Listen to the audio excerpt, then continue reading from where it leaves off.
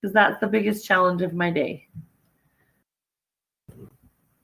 I think that's a little straighter on. Okay. All right, just a couple of things. The learning activity for your breath sounds is on Canvas. It has online directions, and it's due this Friday by 11:59. It's pretty easy. You just go online. I gave you the steps there. Listen to those breath sounds and then make a note in the submission answering that one question. Remember with your pediatric heart presentations that are coming up in the next 2 weeks, that the PowerPoint and the handout are due the day before at 3 p.m. I have about 14 pediatric heart presentations, and so I need to be able to upload those the day before so that you guys have those during the lecture. This Friday at 9, I'm going to do just a little Q&A for the Peds Respiratory section. It'll probably be 20-30 minutes, so if you have any burning questions, just jump on. I might just walk through a few objectives, so I will record it for those of you guys that can't be there that are in clinical.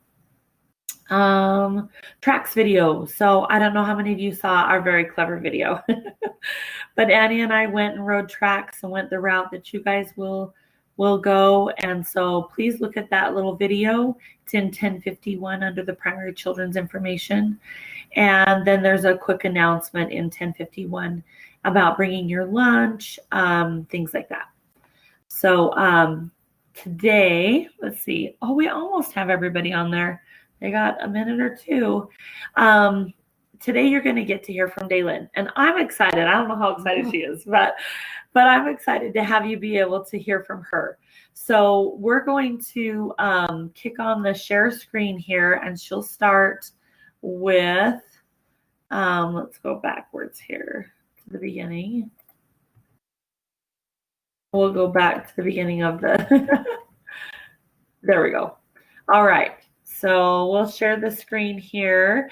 If you guys have questions, please feel free to pipe up. And then if you, she'll kind of be watching the chat too, just in case you have a question and you don't have a microphone. And you're welcome, Kim, for making it due Friday. It'll take you about 12 minutes, I'm sure.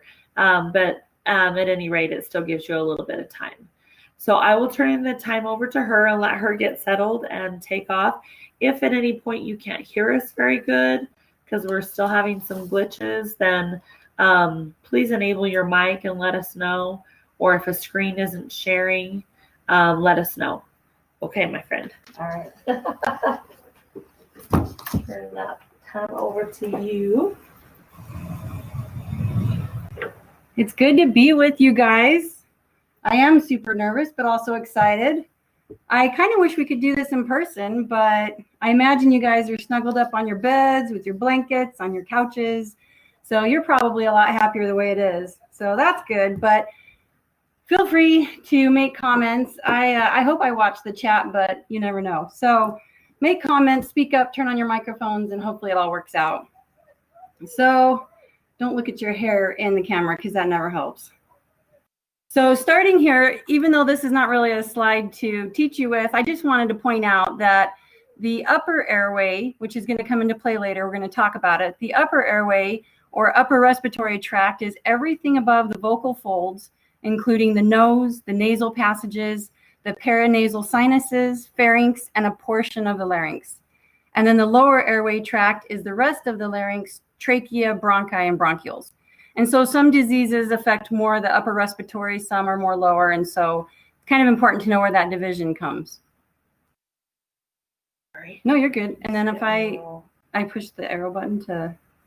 Yeah. And then I think if you go right. Now try. Oh, perfect. Okay. So here are our objectives.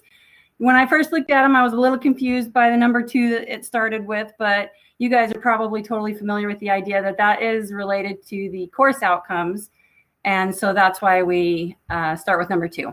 So the first one is identify the clinical manifestations and medical surgical management of patients with tonsillitis. So that'll be our first diagnosis that we work on.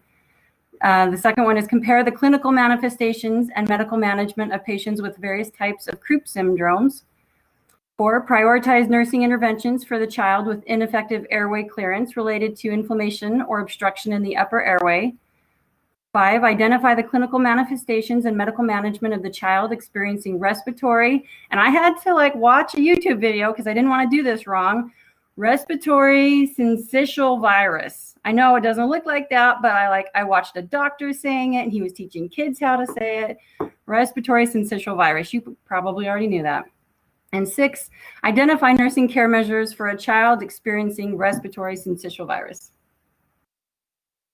7, explain the important teaching measures for patients and their family or support system regarding the spread of respiratory infections. You might be surprised when you start working how much of your job is actually teaching.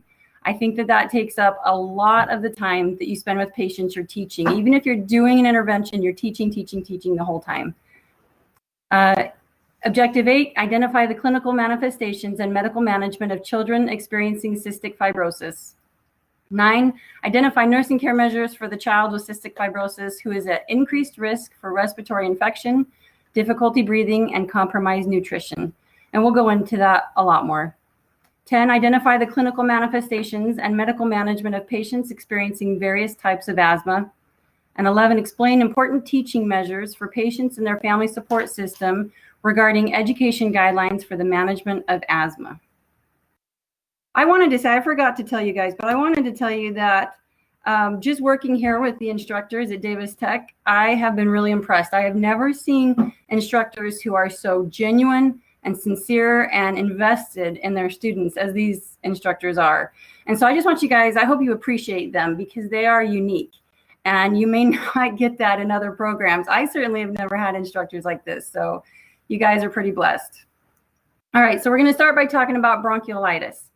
And the most common cause, 80% of the time, bronchiolitis is caused by RSV. There are other viruses that can cause it, but this is the most common, and so usually it's just referred to as RSV. It's a viral infection, and it infects the bronchioles and the alveoli, so down in the lower respiratory tract. And it causes decreased gas exchange and hypoxia. In the clinical manifestations, you'll see copious, thick secretions. So that makes it hard to breathe. They have so much clogging their airways that it can be very difficult for them to get adequate oxygenation.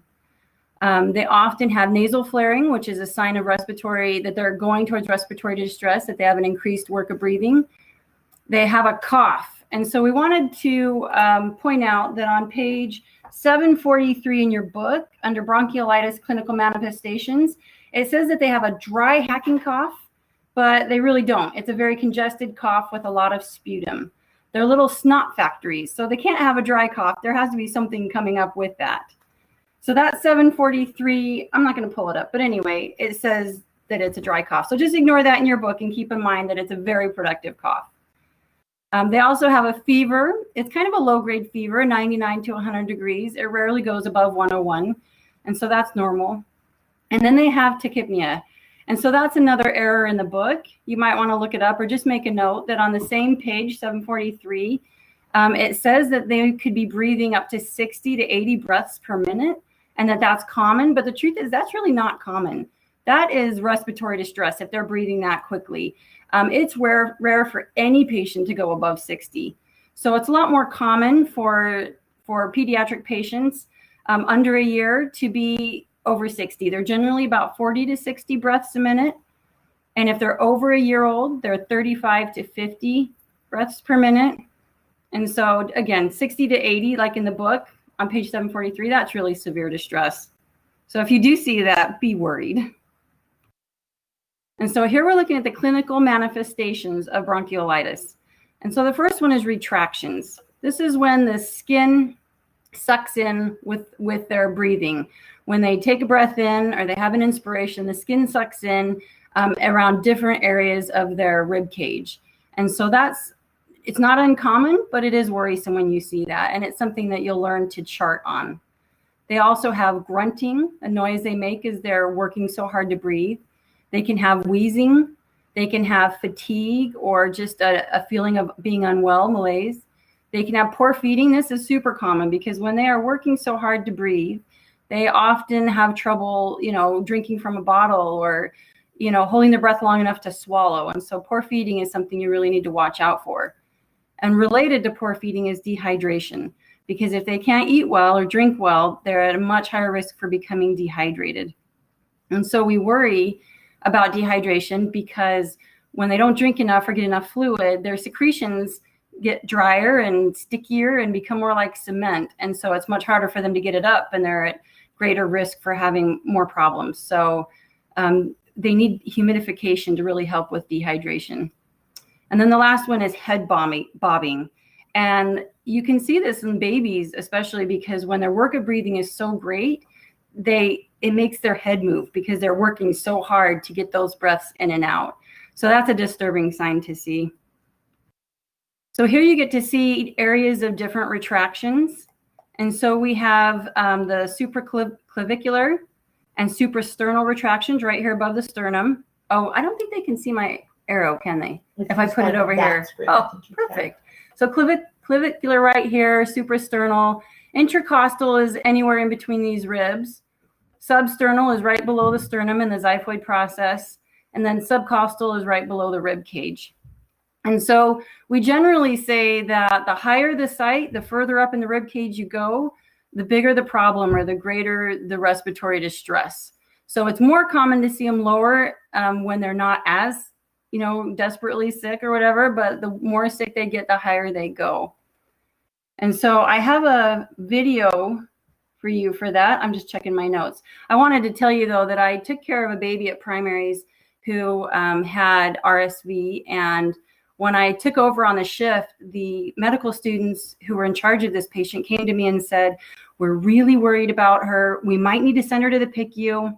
We don't know. So call us all the time. Keep in contact with us. Let us know how she's doing. We'll come check back. But if you need anything, call us because we're so worried." So, of course, I was so worried. And so I checked on that baby throughout the shift almost every 15 minutes. Like when she would breathe, not only did she have retractions, but her chest was really compliant, meaning that her chest moved so much, her entire rib cage would move up and down with the work of breathing. And so I was just worried for her. And she was on oxygen and we were suctioning. I mean, we were doing everything that we could, but I checked on her every 15 minutes. I suctioned whenever it was appropriate. And you have to keep in mind, you might want to suction all the time because you're like, well, that's something I can do to help. But the truth is that sometimes when you suction, you're causing more harm than you are doing good because you're causing irritation of the nasal passages and all the way down. And so you can cause inflammation and edema and things like that. So I suctioned her whenever appropriate and I charted on her. If I did it, I charted it. So I was looking at her vitals constantly. I was charting them constantly. And the benefit to that was that the residents and the students could see my charting from wherever they were in the hospital. And so they could keep an eye on her too. And so I was really proud that by the end of the shift, she was in a much better position. She was no longer borderline going to PICU. She was a lot healthier, she was, breathing a lot easier, a lot fewer retractions. So that's an example I had, something you guys need to watch out for because it's not as uncommon as you might think. All right, so here is a bronchiolitis scoring tool, and each hospital or facility will have their own type of tool that they use, but this one is pretty common. And it's like a lot of other tools you guys have used where they have categories of things that you're assessing for. So respiratory rate, oxygen saturation, general appearance, retractions, and nasal flaring and auscultation, what you're hearing. And then you give a point based on which, what findings you have. So if they're breathing, less than 50 breaths a minute and they're from 0 to 6 months old, they get a 0, and then it just goes up from there. And so the higher the number you get in your total score, you add up all the columns and you get a final number. The higher it is, the worse the respiratory distress. And so you can see over here, mild respiratory score is 0 to 5, moderate 6 to 10, severe 11 to 15. And you would be super worried if your patient was an 11 to 15. And so we just need to keep our practitioner, keep all the doctors aware of these scores. If you were to get into severe, you would obviously notify your doctor right away. But even at moderate, I would be at least letting the doctor know what's happening and keeping them in the loop. So your nursing interventions, you're going to do your baseline assessment. And I saw you guys do this at the pediatric simulation, and you did a good job. So you want to do a very thorough baseline assessment, and you want to maintain their airway and monitor their respiratory status often. Maybe not every 15 minutes like I was doing for that one patient, but pretty frequently. And you're going to keep them on the monitors all the time. And then it says suction, suction, suction in between all of your interventions, because that really can be helpful. But I don't know if you'll remember, but Chantel was saying that, you have the option of doing a BBG versus the nasopharyngeal one, and the BBG is a little less invasive. And so that might be a good idea if you're doing it often and you don't want to go as deep, don't want to cause as much, inflammation or whatever. So suction, give them humidified oxygen. We want to give them humidified because that's going to keep their secretions thinner and easier to get out. Humidification is great for them. Suction again, make sure they're getting plenty of fluids. Usually you get a lot of fluids through IVs, and then in addition to whatever they can take orally, if they can take them orally. Suction again. And so with children who are, or peds who are having respiratory rate greater than 60, they're going to be at risk for aspiration, like we were talking before, because they breathe so quickly that they don't have time to swallow in between. And so they might accidentally aspirate whatever fluid or food. So you need to be really careful. If their respiratory rate is greater than 60, they're not going to be allowed to have PO fluids. They often need IV fluids because they can't or won't eat well because of all the congestion. All right, nursing interventions. Some of the common medications that you'll see are bronchodilators and antipyretics, like Tylenol, analgesics, things like that to help with pain, help with fever. Bronchodilators will open up their bronchioles and help, take away some of that inflammation. And then two here that are in red, so I'm assuming they're not going to be on the test, right, Chantel? The Synagis and the ribavirin. Yeah, I just like them to know, be familiar with them because they'll hear it. Right, you will hear it. So ribavirin, I have a note on it because I wanted to make sure I knew exactly what to say. Ribavirin is an antiviral that is an inhalant, and sometimes it can be given by a hood, a mask, or a tent. I honestly haven't seen it done, so I don't know what's most common. But that's an antiviral that can be given, especially for patients that are more at risk for complications. They give ribavirin. And then Synagis is super expensive, and it is an injection of antibodies given one time per month throughout the RSV season. Like Chantel has here on the slide, $6,000 for 5 doses. That can be super rough on a family. The interesting thing is that children who receive Synagis can still get RSV. It's not a guarantee. It's not a vaccine. It's just a dose of antibodies. So you could be paying a lot of money for, still getting RSV, but it's a good option to have. Droplet precautions for all patients who have RSV, because you don't want to, get it on your clothes, get it on your scrubs, whatever, and then go into another patient's room and transfer it to them. So you put on all your protective equipment, and then you go in. And one thing that I think is really important for girls to remember is that you always want to have your hair up in a ponytail and put one of those medical hats on, the surgical hats, because when you go in and you pick up a baby or you're helping a baby that has RSV, they'll grab your hair, and then you can't wash your hair in between patients. You can't get rid of the virus. And so put your hair up and make sure that everything, keeps you protected from passing it on to other patients. You're going to want to have the head of bed up approximately 30 degrees. This just helps increase oxygenation in patients and improves their hemodynamics. It just makes it easier for the blood to flow and for their lungs to absorb the oxygen. And then vital signs with O2 monitoring. That is super important. Also, every time you do an intervention, whether it's suctioning or a medication or anything, you want to reassess. Did that suctioning help? Did their oxygen stats improve or their work of breathing decrease? It's really important after every intervention to figure out if it's helping the patient. So bronchodilators, what I have it up here, but in the notes it reminds me that they're often tried if there is wheezing, but they usually don't help for this diagnosis for RSV. They do help for like asthma or reactive airway disease, chronic lung disease, like not COPD in a preemie, but anyway, chronic lung disease from being a preemie. But if they have healthy lungs, they usually don't respond to bronchodilators. You might see an order for an albuterol trial if they respond, and then a continuing order is written. But that's just to see if it helps. I'm just looking over my notes to make sure there wasn't anything else I didn't say that's on here. Oh, the Synagis. Sometimes they give that to babies or peds who are really compromised, like they have a compromised immune system because of chemotherapy. And so they're just trying to keep them as safe as possible and bump up their immune system. So even if they don't have RSV, but just to protect them, that's the type of patient that would receive it. Yep, that's all I got for that one. Family education. Like I said, you're going to spend a lot of time educating your family or the patient, mostly the families. And so you want to let them know that RSV is super contagious. That's why it's so, that's why there are so many patients during the winter time with it. You want to teach patients who are old enough to do the Batman cough or sneeze, where they cough into their elbow or sneeze into their elbow.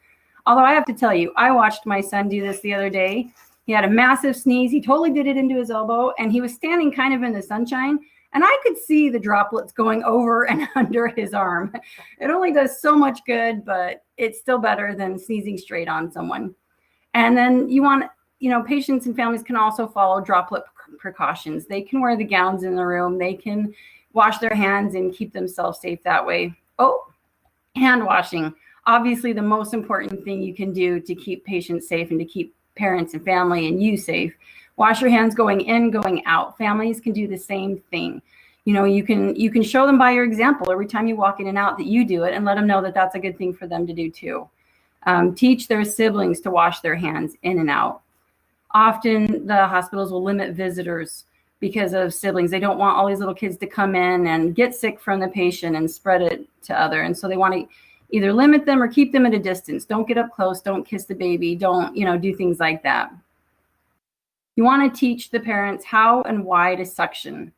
And so they're going to be able to continue suctioning at home. They can use the bulb suction, the kind that they get when they have, a new baby.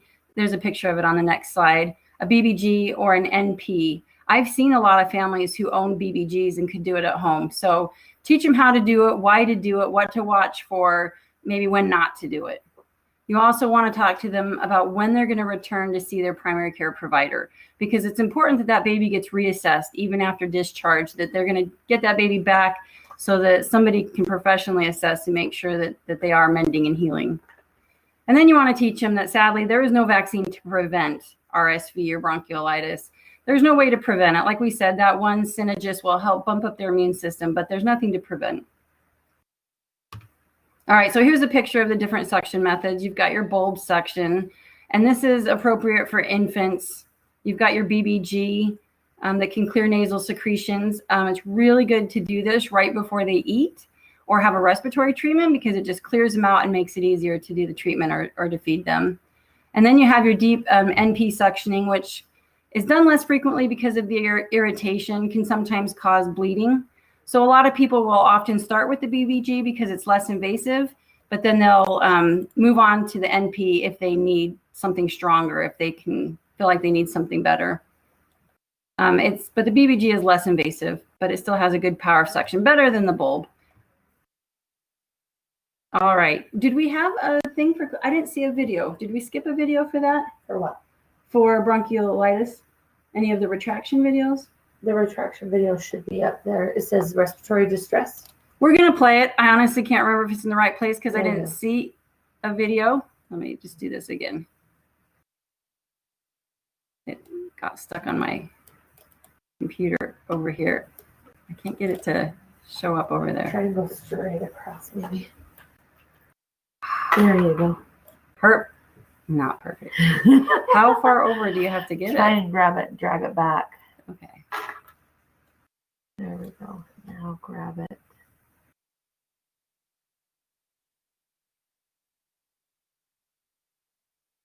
All the way. Oh, hallelujah. All right. Can you guys see that respiratory distress signs with the little play button right here? Somebody just give me a yes or something. You've been super quiet. I hear nothing. Crickets. Yeah, we can see it. Oh, hallelujah. Thank you, Megan. All right. So I'm going to play it, and you'll get a chance to see some respiratory distress. It's a little disturbing.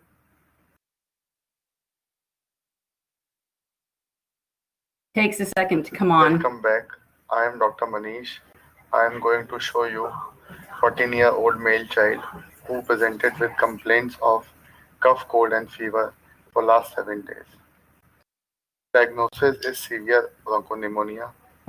In this patient, we will first see the case and then we will try to identify signs of respiratory distress.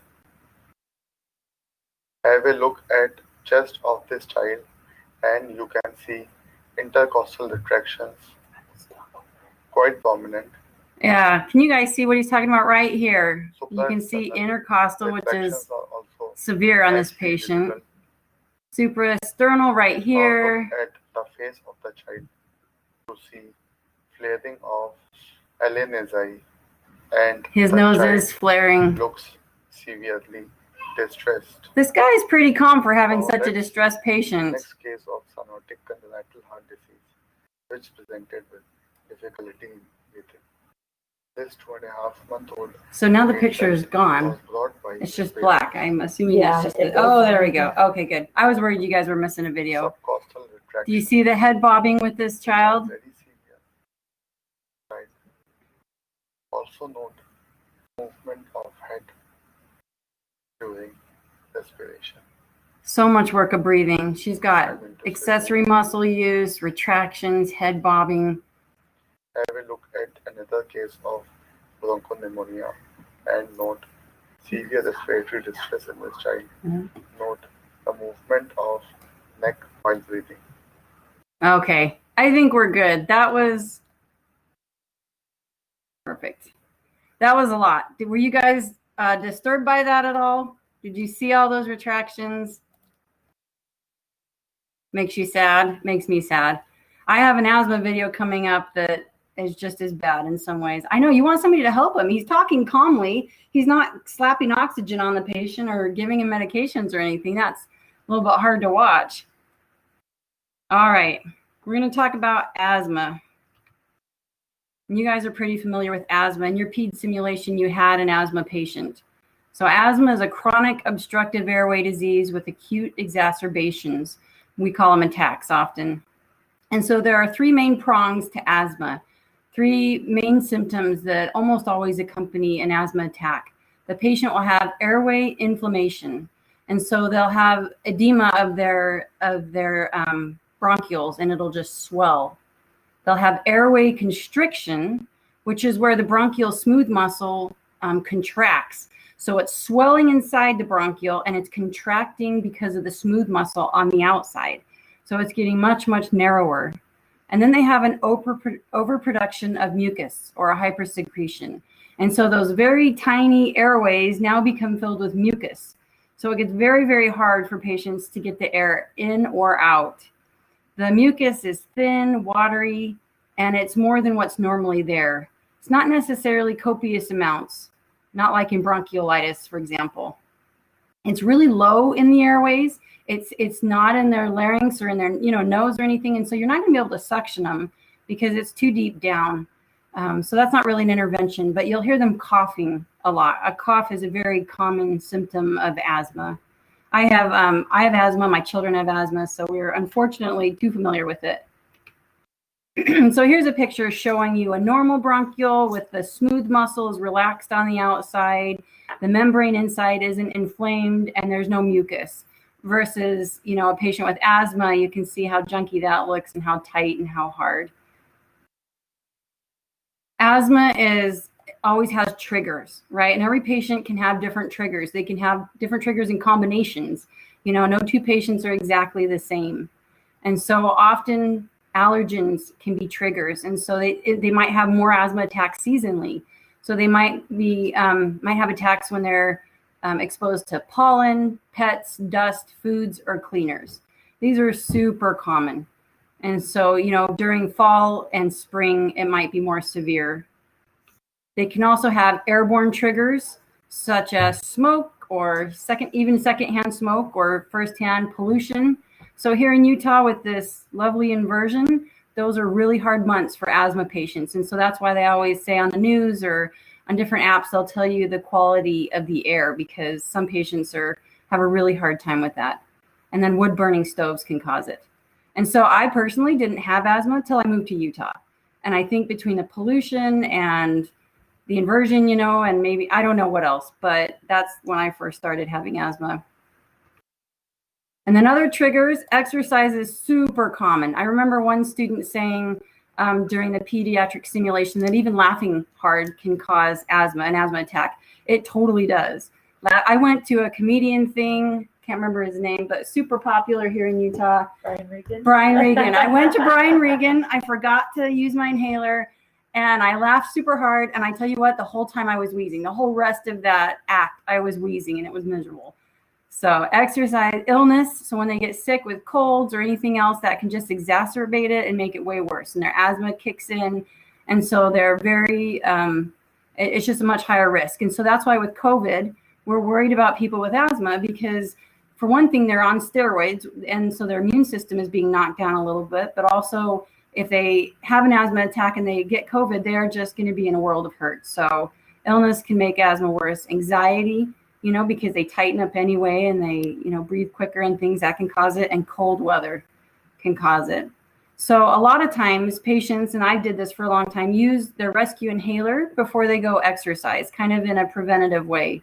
And that can really make a difference. And so that can be part of your teaching, is to let them know that they can use their inhalers before doing certain things that they know can bring on asthma. If they know they're going to go out into the cold weather, you know, they can use their inhaler as well. So clinical manifestations, you guys saw this in that mannequin. Dyspnea, trouble breathing. Tachypnea, breathing super quickly, or more quickly anyway, not super quickly. A cough, usually a productive cough, but not like a cold cough where they're bringing up lots of junk. Expiratory wheezing, I'm going to show you a video, don't let me forget, I want to do that. Expiratory wheezing, sometimes you don't necessarily hear it without your stethoscope, but with your stethoscope you will. It just depends on the severity of the attack. Accessory muscle use. That can be common when they're trying to get the air out. I don't know why, but it seems like it's harder to get the air out. And so it feels like you're breathing through a straw. That's a really good example. Or some people say it feels like there's a weight on your chest. I've had both of those where it just is super hard. And that's all you can think about when you're having an attack is your breathing, because it's so difficult to do. And then diaphoresis. When they're working that hard to breathe, they can be sweaty. And so some of the accessory muscles that you might see are like they'll be shrugging. And I think one of those babies was kind of shrugging, head bobbing, retractions, and nasal flaring. Those are all possibilities. All right, let me get that video over so I don't forget. I'm moving it slowly across 3 screens. Keep going, keep going. Yes. All right, we're only going to do about 30 seconds. It's 2 minutes long, but listen to this poor patient. It gets worse.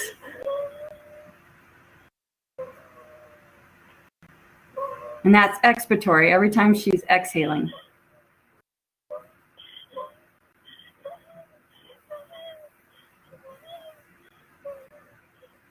It almost sounds like she's whimpering. It's so horrible.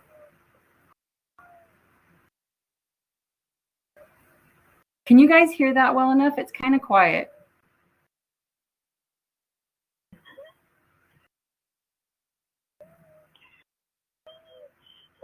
Good. Can you imagine that she had to sit there that whole time they were recording it, just wheezing, gasping for breath? Like, I don't know. It kind of hurts my heart that they did that. But it's good for you guys to get to hear it. Breathing through a straw, absolutely. All right, so how do they make the diagnosis? It can be hard. It's not like they can do a blood test or whatever and say, oh yeah, you have asthma. It's often made through symptoms, diagnosed based off of symptoms. So wheezing. If they hear an expiratory wheeze, they can tell it. Persistent coughing. They can do a pulmonary function test using a flow meter, and we'll talk a little bit more about that. And then we talked about if they do a trial using bronchodilators. If they try a bronchodilator and it helps, that's a pretty good chance it's asthma. If it doesn't help, it could be something else. And so it's most often an expiratory wheeze, but in some cases it can be inspiratory too. A pulmonary function test is a test where they blow out hard and fast. So that it's not how long they can blow out, but it's the volume of air they can get out in a very quick amount of time. So they blow super hard and fast. And they can do this hooked up to a computer. So they have a straw that's hooked up to a computer. They blow into the straw, and the computer records the volume of air and can give them a number to show them, how much they're getting out. And so they've adapted them for pediatrics. And so sometimes on the computer, it shows like an image of a balloon. So the child is pretending to blow up a balloon, or they can blow a dandelion across the screen, just to kind of give them, just to motivate them, so make it a little more fun.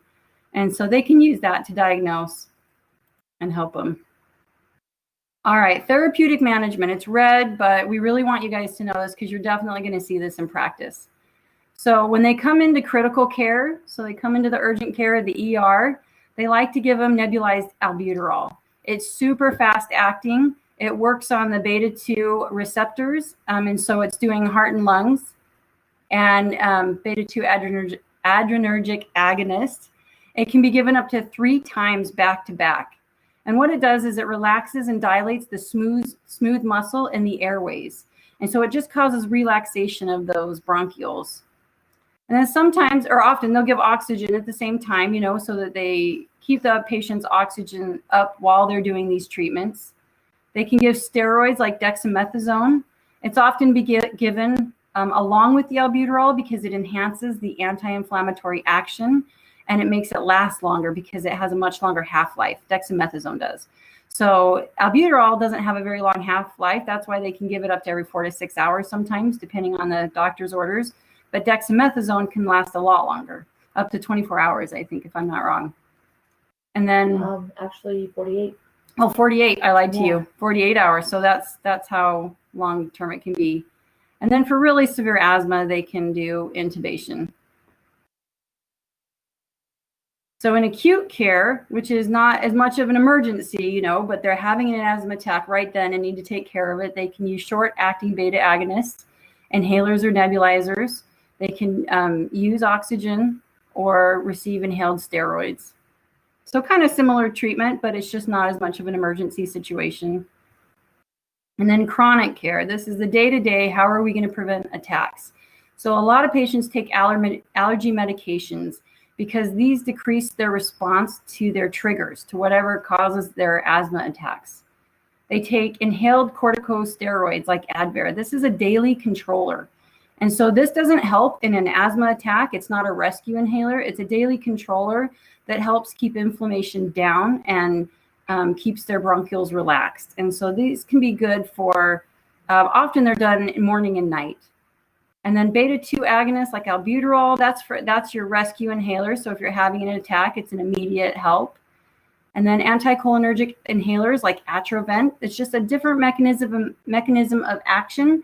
Another medication they can have on board. Oh my goodness, there we go. To help them out, help them keep better control overall. It's longer acting than a beta 2 agonist.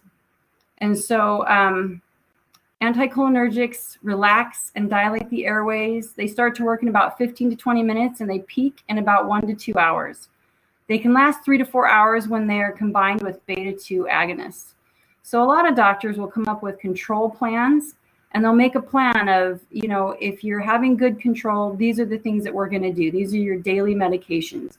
And if they're not keeping you in good control, having fewer than 1 attack a day or something, then we'll increase it. We'll do something else and add in more medications. Nursing care. What are you going to do for these patients? Obviously, you're going to want to keep their airway open. You're going to want to monitor it. You're going to want to make sure that they have an open airway. You're going to want to do a respiratory assessment, a thorough respiratory assessment as often as you feel necessary or as often as you think something will change. And so if you give a medication or you do an intervention, then you're going to assess again. You're going to want to keep constant watch on their vital signs, especially their oxygen, because you're going to want to make sure that they're still perfusing well and that the medications are working. And then you're going to want to reduce anxiety. And so some of these medications, the beta 2s, they can cause a little bit of jitteriness or anxiety, can make their heart race. And so it can upset patients. I took care of a little girl who was having a lot of asthma attacks, an acute exacerbation. She was in the hospital. She was receiving her nebulizer treatments and all sorts of things. And she was just unbelievably anxious and upset, screaming, angry. She was angry more than anything, like not sad or in pain or anything, not scared. She was angry. And so at one point she ripped out her IV and blood went spurting all over the bed, which just made her even more upset. And it was just not a fun situation. I got my patient care tech in there with me and we took care of her, but she was definitely not herself because of the medications. So you're going to want to teach your family. There's a lot of teaching that goes into asthma. You want to give them a little bit of an understanding of the pathophysiology of the disease. They don't need to know all the details, but just give them a basic understanding of what's happening in the lungs and why. And it just helps them to be more willing to use the control plan or the action plan and to help prevent asthma attacks. The more they know, the more likely they are to help their child. There's going to be a medication regimen set up by the doctor that you're going to want to teach them about. Things that they do in the long term, things that they do when their child is having an immediate attack. You're going to want to teach them about triggers, and so that they can start identifying their child's triggers. And so I actually did a project on a new technology that's been developed for asthma patients. It's called Propeller, and it's this little device that attaches to an inhaler. It just goes on the top where that little vial of medicine is. And every time the child uses the rescue inhaler, this device records where they are. It records air quality for the day, and it records how many times they use it during the day. So if the child's at school and is using it at recess all the time, but the mom doesn't know that, she can look up on the app. So it records by Bluetooth, and she can look up on the app and see all the times that her child has had to use the rescue inhaler. And she can start to see patterns, like maybe it's always at the park, or it's always, when he's around grandpa who smokes, or it's whatever. She can see a pattern and identify triggers. And it also, doctors can look at the app and can look at the recorded information and can see how good the control really is. Maybe the patients think it's great control, but the doctor can see, no, you're having, a lot of asthma attacks. The medication isn't being effective.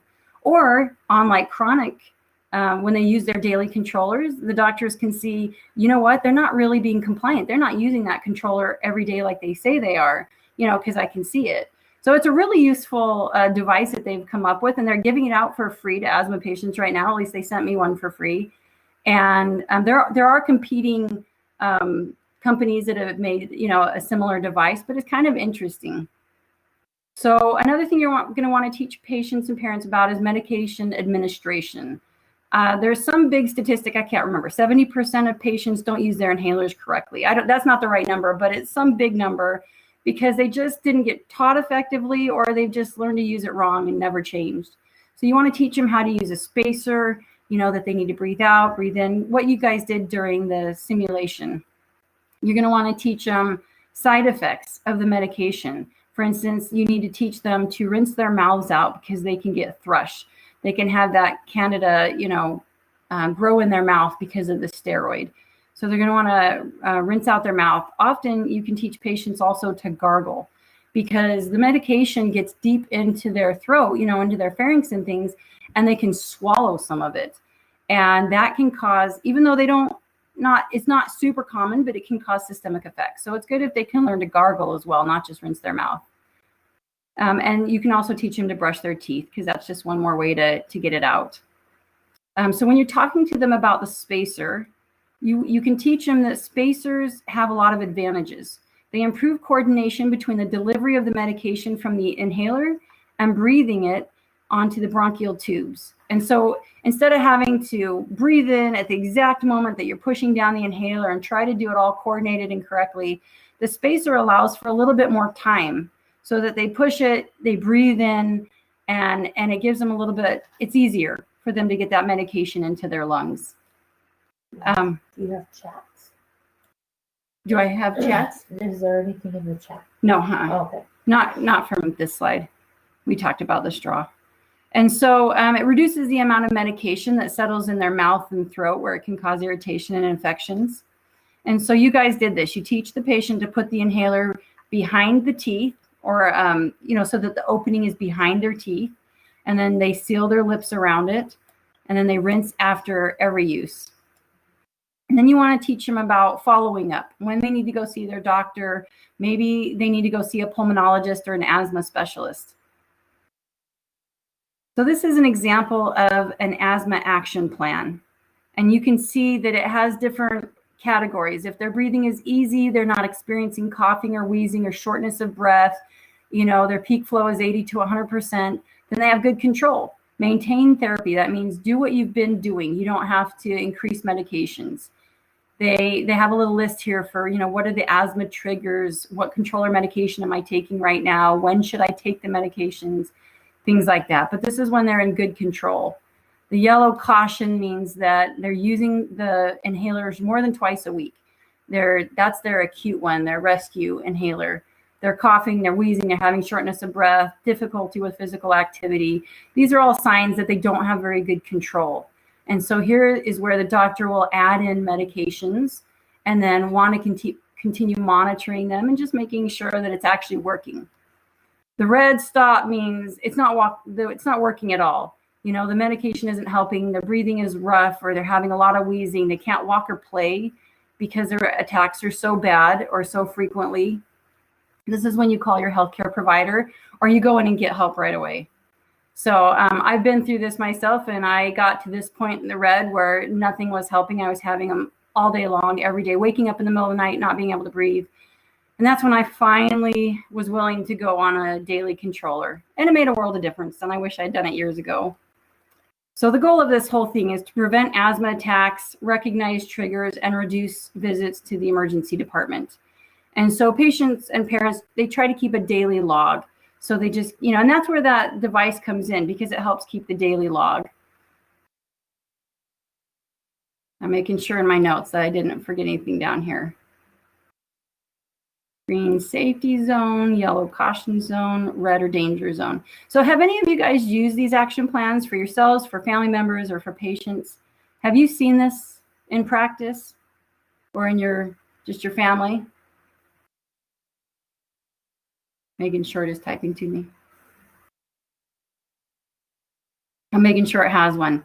Has it helped you? Like, do you feel like it's made a difference and that you feel like your asthma is more controlled with it?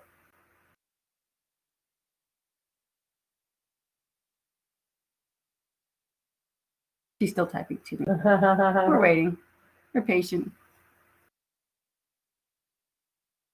I remember getting a letter from my insurance company. Of all places, my insurance company sent me a letter saying, we don't think your asthma is controlled. And they sent me an asthma action plan. And I was kind of upset that they even knew that much about me, but apparently they do. And all right, let me scroll down here so I can see everything. She says, it keeps me out of the emergency room and I don't have to have as many pulmonary function tests. Yeah, that's super important. That's a quality of life thing right there. If it's not dominating your life and you can do your normal activities, then that's what we're going for. So I'm glad it's helping you. All right, so we have a video for patient teaching. Now we already did our asthma sounds. So what's this? Can I just click on it? Will it go? Oh, we'll get that on the break. It's a funny clip about teaching. About teaching. Okay, so we don't have the video right now, but we'll get it for you. All right, so we're going to go into croup. What time is it? Are we anywhere close? We could do a break for 10 minutes. All right, why don't we break and then we'll go into croup so that we don't have to stop in the middle of that. So come back at 9:30 and we'll start right back, or 10:30, sorry, and we'll start right back up again. If you have any questions, feel free to type them out or whatever, and we'll get to them.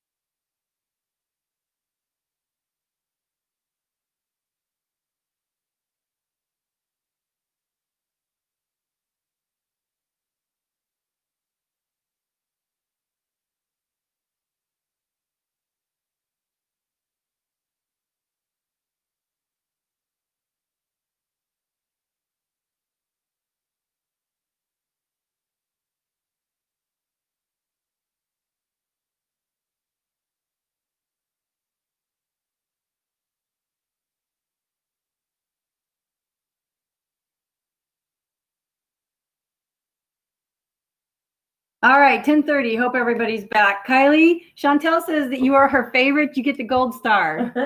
Thank you for your comment. That was really nice of you. All right, so I won't ruin house for you guys. Kimberly, I don't want to mess it up for you, but we are going to show you a clip. I don't know how to know if everybody is truly back. So do I just go ahead anyway? Yeah, just go ahead They should be anyway. back. Maybe I'll scroll. Okay. All righty, so I'm going to show you this clip on house. Sometimes doctors make mistakes. There we go. Oh, now there's no sound. Shoot.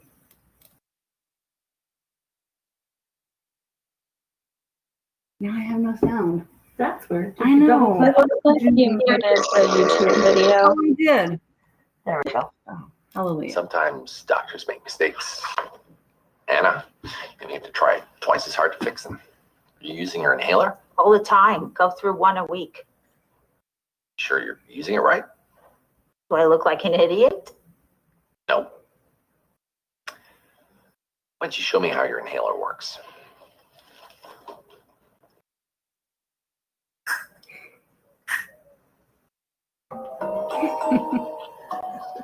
His face. Oh, that's too funny, you guys. Too funny. Believe it or not, there are a lot of times where patients don't understand their medication use, but that's too funny. So I wanted to ask you before, thank you, Kylie. Before we go any further, was there anything you had questions on or anything, that I didn't explain well enough or you wanted more information about before we go on to croup?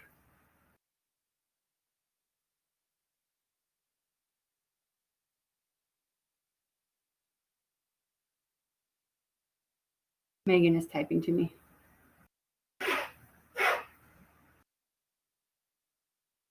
We've done pretty good. We're so sorry for my husband's giant belch when I unmuted myself.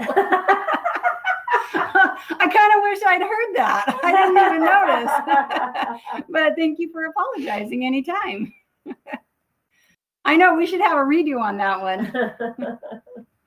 All right, so we're going to go on to croup. And so croup is called a syndrome. You guys will remember that a syndrome is not the same as a disease. It's a collection of symptoms rather than one specific diagnostic cause.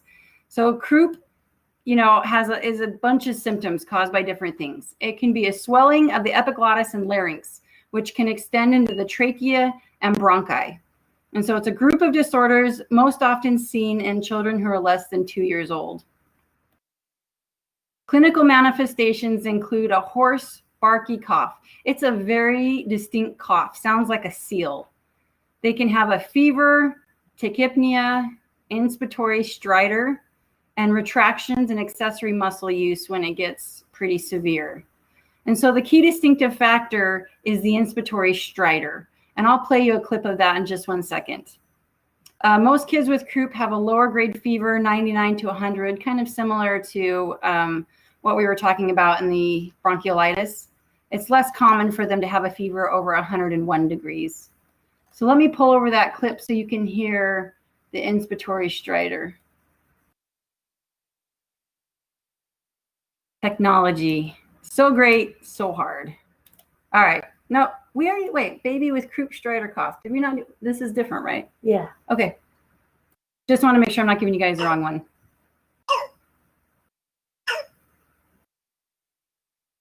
Poor little baby. Yeah, that's it. Yeah. Okay.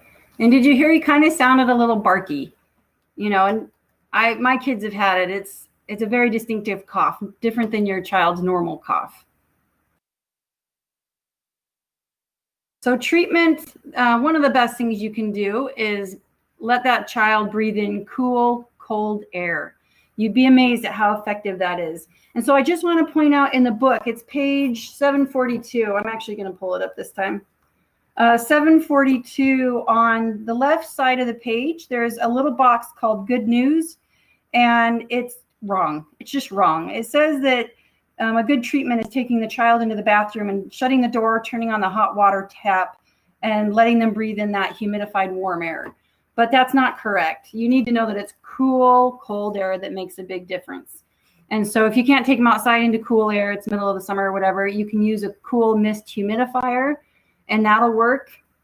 Any kind of humidification is going to thin their secretions and help them cough them up and get them out. But the cool helps decrease the inflammation in their airways and kind of soothes their throat and everything. So it's more helpful than warm. You can use antipyretics like Tylenol, bring their fever down, make them more comfortable. If it's really severe, they can use racemic epinephrine inhaled, which is just, an immediate emergency type medication that will help decrease inflammation and open up their airways. And then same for asthma, that they can use dexamethasone, which is an IM injection, which will give them long-term decreased inflammation.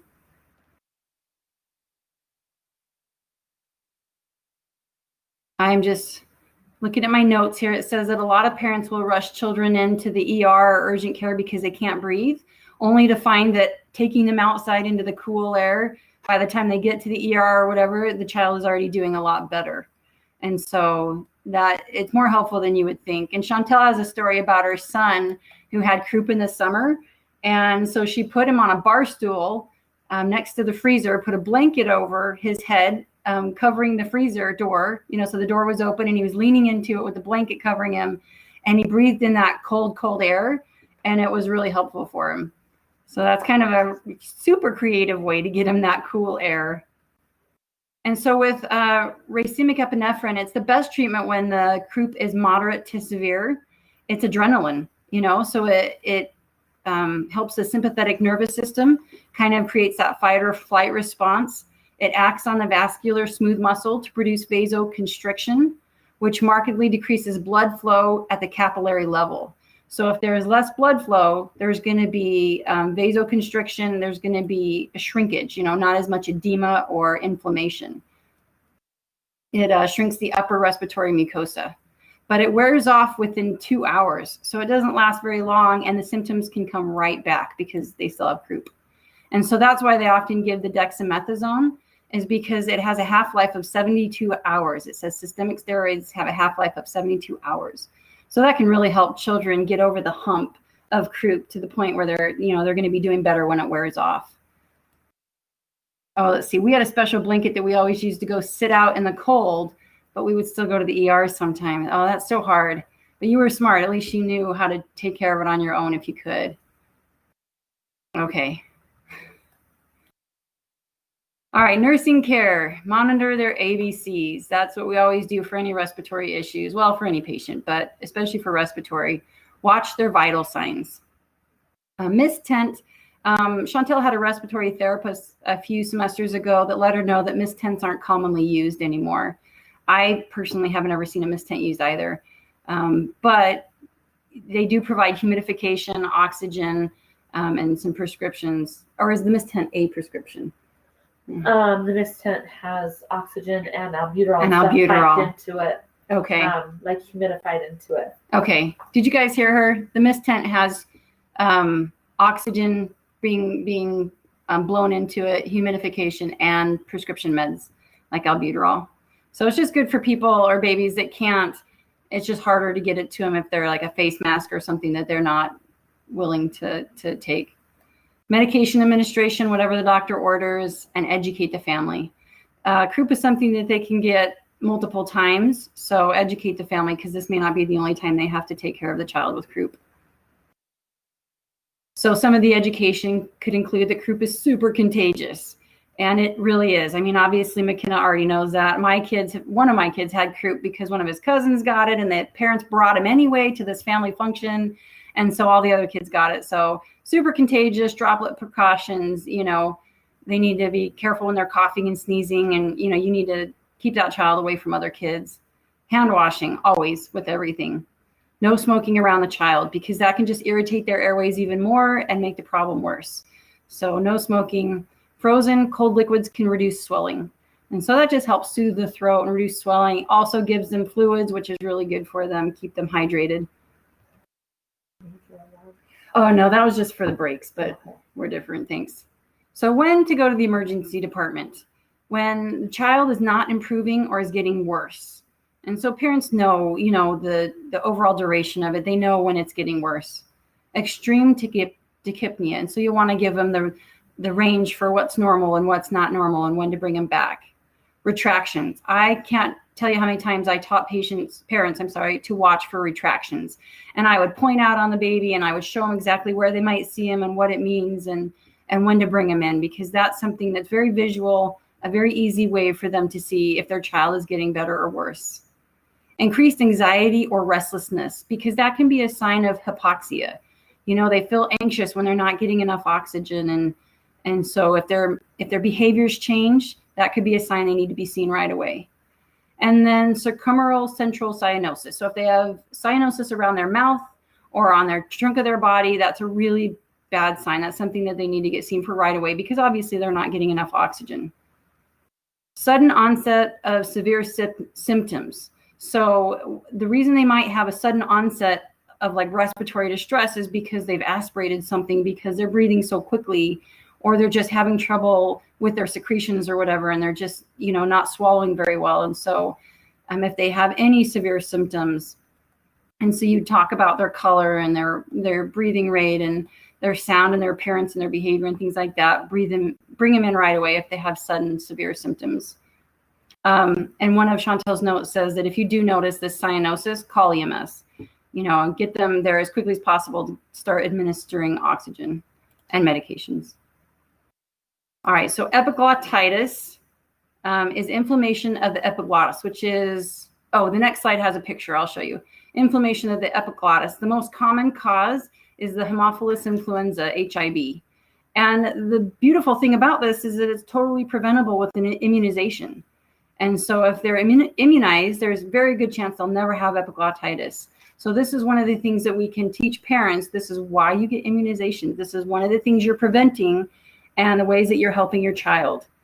And so epiglottitis is super dangerous because it closes off the trachea. They cannot get air in or out when it gets so swollen and closed.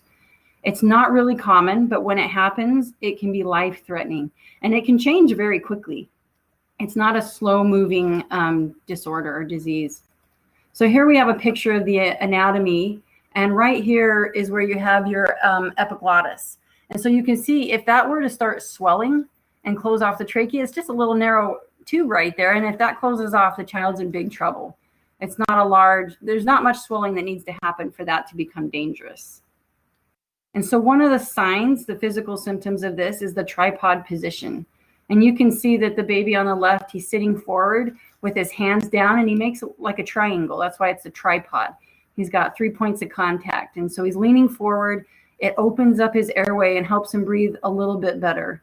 You can see his tongue is sticking out because that can also be another symptom. This is probably a runner. I'm sure she doesn't have epiglottitis, but she's been running, she's breathing heavily, and so she bends over and she makes that tripod position to get the air in and out more efficiently.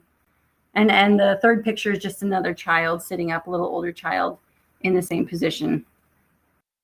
And so the clinical manifestations, one of the biggest ones is drooling, because their throat is swollen, they're having such a hard time breathing, they cannot swallow their secretions, so they drool. Their chin is thrust forward in an attempt to open up their airway. Oh, there we go. They're in the tripod position. They have croup symptoms such as stridor, retractions, and cyanosis, and a high fever. And so this is very dangerous. All of these things are very worrisome signs. But the hallmark symptom is drooling, so remember that. Nursing interventions, keep them calm. The more upset they get, the more agitated, they'll breathe quicker. The swelling could get worse very, very quickly. They might need to have a rapid intubation and oxygenation because, there's a very small hole to go down that can swell off very quickly in a very short amount of time. So they have to get that airway in quickly because it might, they might swell shut and they might not be able to intubate them after that. So that's something that can happen. They want to have continuous vital signs with their oxygen saturations, no PO temperatures. I'm sure you can understand why. You don't want to put anything in their mouth, anything that makes it harder for them to breathe. They're NPO because they can't swallow and they're not safe with that. You want to have IV access as soon as possible because they're going to need fluids and meds and things. And so that needs to happen immediately.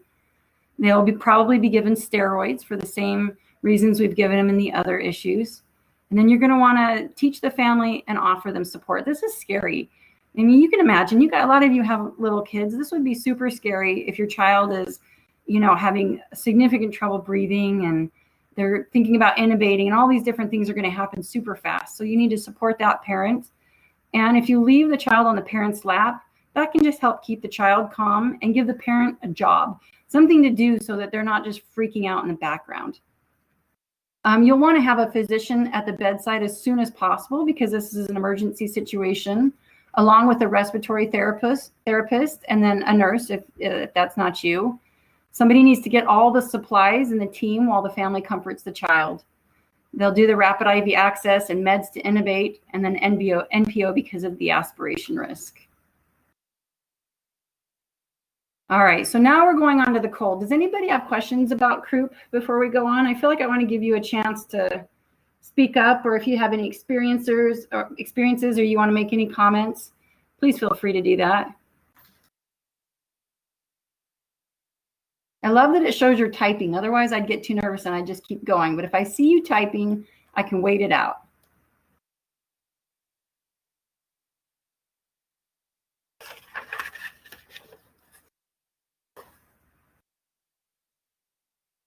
I still don't see any comments.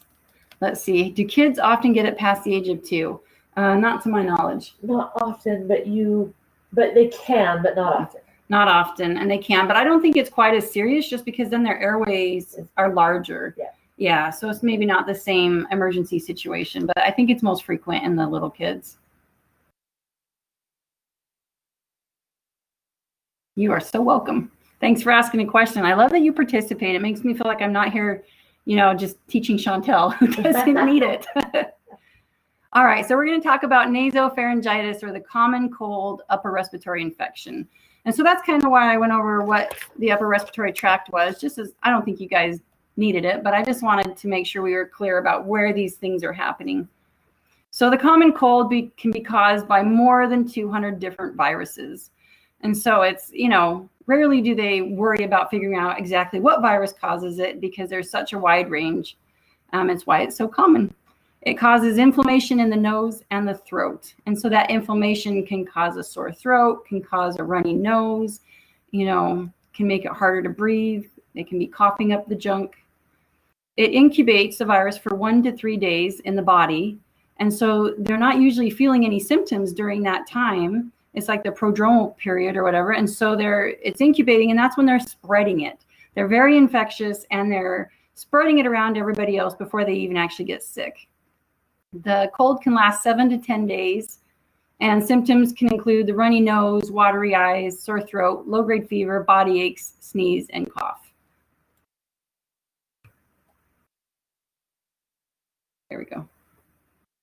Oh, I want to make sure I didn't skip a slide there. Treatment, hand washing. It's funny how often that comes up. You might want to remember that because and what's funny is that so many people still don't do it, even in the hospitals. I mean, I have a guy in my cohort for the master's who was doing his entire master's project on hand washing, which kind of makes me want to hit my head because I'm like, seriously, buddy, how many hand washing projects can there be? But he's not wrong. People still don't do it. Nurses still don't do it. So it's important to teach, important to do it yourself. So for the cold, you cannot give them antibiotics. It's symptomatic relief only. And so you're just treating the symptoms to make them more comfortable and help them through it. So you can give them saline drops in the nose and then suction out their snot or their mucus that's now been thinned by the saline drops. You can do that with a bulb syringe for infants.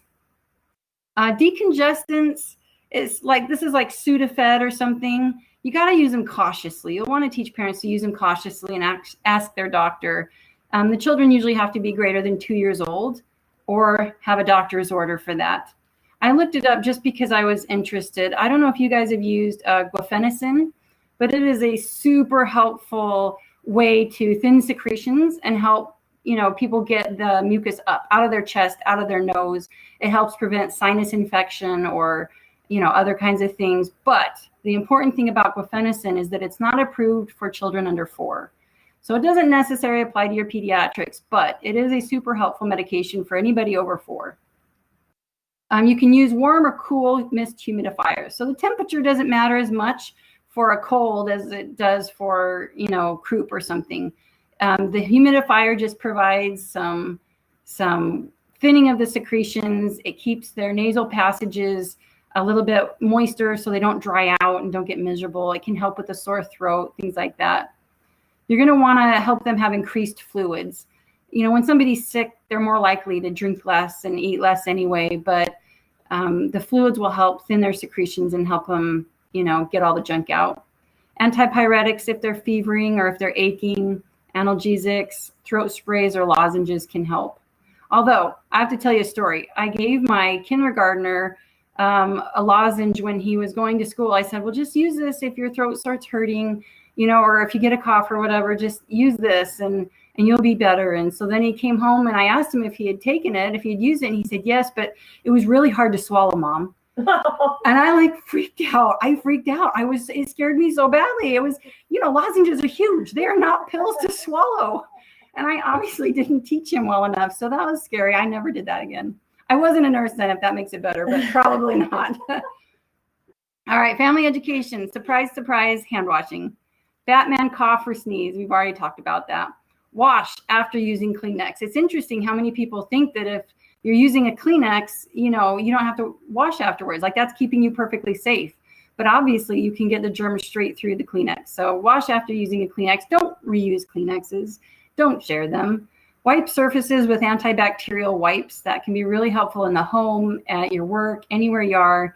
When I would go to primaries, I would wipe down my entire desk counter, the keyboard, everything I was going to be using for that day, every shift, just to try and keep that viral load down. The cold can last 7 to 10 days. It's a virus, so you're not going to give antibiotics, but a lot of parents will ask for antibiotics. They don't understand the difference sometimes. And we know that if you give antibiotics too frequently, not only does it not help a virus, but it can decrease their good flora in their body, their good bacteria, and it can open them up to infections like C. diff. It can also help bacteria mutate and things like that. So don't give them antibiotics. Teach the parents to treat them symptomatically and teach them to avoid anybody who smokes or places where they might breathe in smoky air because that can increase the risk for secondary problems. All right, so now we're going to be talking about pharyngitis. Pharyngitis itself is sore throat, but we're also going to be talking about strep throat, which is caused by the Streptococcus organism. So it's a bacteria. And so sore throat is inflammation of the pharynx, including the tonsils. 80% of it's viral, but there is a chance for a little bit of bacterial. And the throat becomes red and swollen. And I don't know if you guys have had kids with strep throat, but we've had it a lot in our house. And if you look at their tonsils with a light, they kind of look like golf balls. They have those little marks in them, those little divots or whatever, and they're pussy. They're kind of white. It's not pleasant. But anyway, they look distinctly different with strep than they do with anything else. And so it says here, white streaks or pustules, bad breath is common, and they're diagnosed with a rapid strep test and or culture. And I don't know if all parents know that almost every pediatrician will allow you to come in and get a strep test on your child without an appointment. At least here in Utah, that's been my experience. I'm sure different doctors have different protocols, but you can go in and get them tested without an appointment just to see, you know, if then you can have an appointment because they might need antibiotics. But so treatment is the same as neuropharyngitis, plus you give them antibiotics for the strep throat. With frequent reoccurrences of strep throat, the doctor might consider a tonsillectomy. And so there are different protocols for how, you know, when a tonsillectomy can be suggested. I looked it up. I can't remember. It was the American Academy of Child and Pediatrics or something like that, said that they need to have 7 incidences of strep throat in 1 year to get a tonsillectomy. That is horrible. Horrible that a child has to go through it. And, you know, a lot of kids might need tonsillectomies without meeting that criteria. But each doctor will have their own criteria. So before the tonsillectomy, you're going to want to give pre-op teaching. This is mostly done by people in like primary care practices frequently. But some of the teaching would include the labs that are going to be drawn, you know, that their child is going to have blood taken and that this is what we're going to be watching for. You know, the doctors are going to want the CBC. Parents aren't going to understand all of this, but the CBC, the H&H, and the white blood cell count. You can teach the patient and the child about the vital signs that are going to need to be taken. Kids are scared about vital signs because they just don't understand what's going to happen, and so it scares them. Teach them about the assessment. You know, we're going to look at your throat. We're going to shine a light, you know, things like that. You're going to want to talk to the parent and the child about the procedure and answer their questions. And I like this thing at the bottom, this bolded part. Be honest about the pain, because this is a super painful procedure. I have never had a patient come out of a tonsillectomy without being in great pain, even if they're really little. I know some people think the younger they are, the easier, but honestly, they all come out in tremendous amount of pain. And so be honest with them that it's going to hurt, but that if they can drink, you can give them some pain medication, and there are things that you'll be able to do to help them. So teach them, it says here, a rehearsal of the procedure is helpful if possible. Teach them about what's going to happen. Some kids have so much anxiety that teaching might hurt rather than help. Other kids are really calm and they feel better just knowing what's going to happen, even if it's not going to be pleasant. Post-op tonsillectomy education. So when they come out of surgery, you're going to want to do your assessment and watch their vital signs frequently. You're going to want to do a thorough respiratory assessment. They're going to have to open their mouth, like you're going to listen to their lungs and their breathing, but you're also going to want to have them open their mouth, and you're going to want to look in their throat and assess the bleeding. Bleeding is a very risky, what's the word I'm looking for, thing that can happen, you know, I can't think of my word. It's a complication. That's what I was trying to say. And I've seen patients have that complication. So you need to monitor for bleeding. Their pain is usually worse for the first 1 to 3 days, and then again at 7 days. And so the first 3 days, they're developing these scabs. Their throat is very raw and swollen, that area, and it just hurts like the devil. So they have a lot of pain for the first 3, and then on day 7, they're growing scabs back there. And their throat and that back of their mouth will look very red and swollen. That's where the biggest risk for bleeding is, too, the very first part, and at day 7. Right, when the scabs fall off. Yeah, so if you guys heard that verse 1 through 3 days, that's where it's very risky for the bleeding. And so you want to watch and make sure they're not swallowing all the time. That's a common sign that they are bleeding, is that they're swallowing. Also, blood sits in the stomach and it has iron in it, and it makes them super nauseous. So there's a good chance that they are swallowing blood, they'll throw it back up. And so then you know that there's a problem that way too. And I wanted to tell you that scabs, okay, so if your child or patient has a tonsillectomy, they will have dead frog breath. It is the worst smelling breath of your life. And you'll think something died in their mouth or something. I don't know. It's really terrible, but it's just from the scabs and the blood, and I don't know, it's horrible. So just be aware of that. I teach patients' families that too, because I don't want them to think that something is horribly wrong if they have a bad smell, because maybe they think it's an infection or something. So then the next 7 days after the scabs fall off, then they usually just swallow them, to be totally honest. Then their throat gets a little bit less red, a little bit less swollen, and they'll have white spots or scars where their tonsils were. And so one of the biggest complications is dehydration, just because they don't want to swallow. Of course, they're going to get dehydrated. It's really hard when their throat is hurting so badly to get them to swallow. And so when I took care of patients, I would try everything: apple juice, applesauce, even pudding. I know that it's dairy-based, but we would do anything we could to get them to start swallowing. And if they could swallow and get something in their stomach, we could give them oral pain medication, and then everything got better after that. And so you got to get them swallowing, even though they don't want to, and keep them hydrated. They're at increased risk, or they have increased pain, a risk of infection and bleeding, and delayed healing if they do not get enough fluids. All those things are harder if they don't have enough fluids. And so when they do eat or drink, you want to give them low acidic foods and drinks. And so we have some examples down here of things that they can eat or drink: cold liquids and soft foods for 10 days. And so no red food coloring. This is a funny one because it's totally true. If you give a child a red popsicle and then they start having red drooling or red vomit, you don't know if it's blood or the popsicle. Like, you just don't want to have any confusion about that. So try to avoid red food coloring for that reason. But popsicles, apple juice, all the ones with the asterisks are because they're dairy-based. And even though most doctors think it's fine, there are still some that think that can increase mucus production or something, and so they don't want them to have it. But I personally, I worked in a surgical center for years, never had a doctor that wasn't willing to let them have pretty much anything they wanted if it would get down them. So yeah, because dehydration is your biggest risk. Yeah, right. So keep that in mind. Dehydration, don't forget that. Pain, you're going to want to medicate them every 4 to 6 hours for the first 1 to 3 days. And often they'll prescribe Norco for them. And Norco is Tylenol and hydrocodone. And I think it's 5 milligrams of hydrocodone, 325 of Tylenol.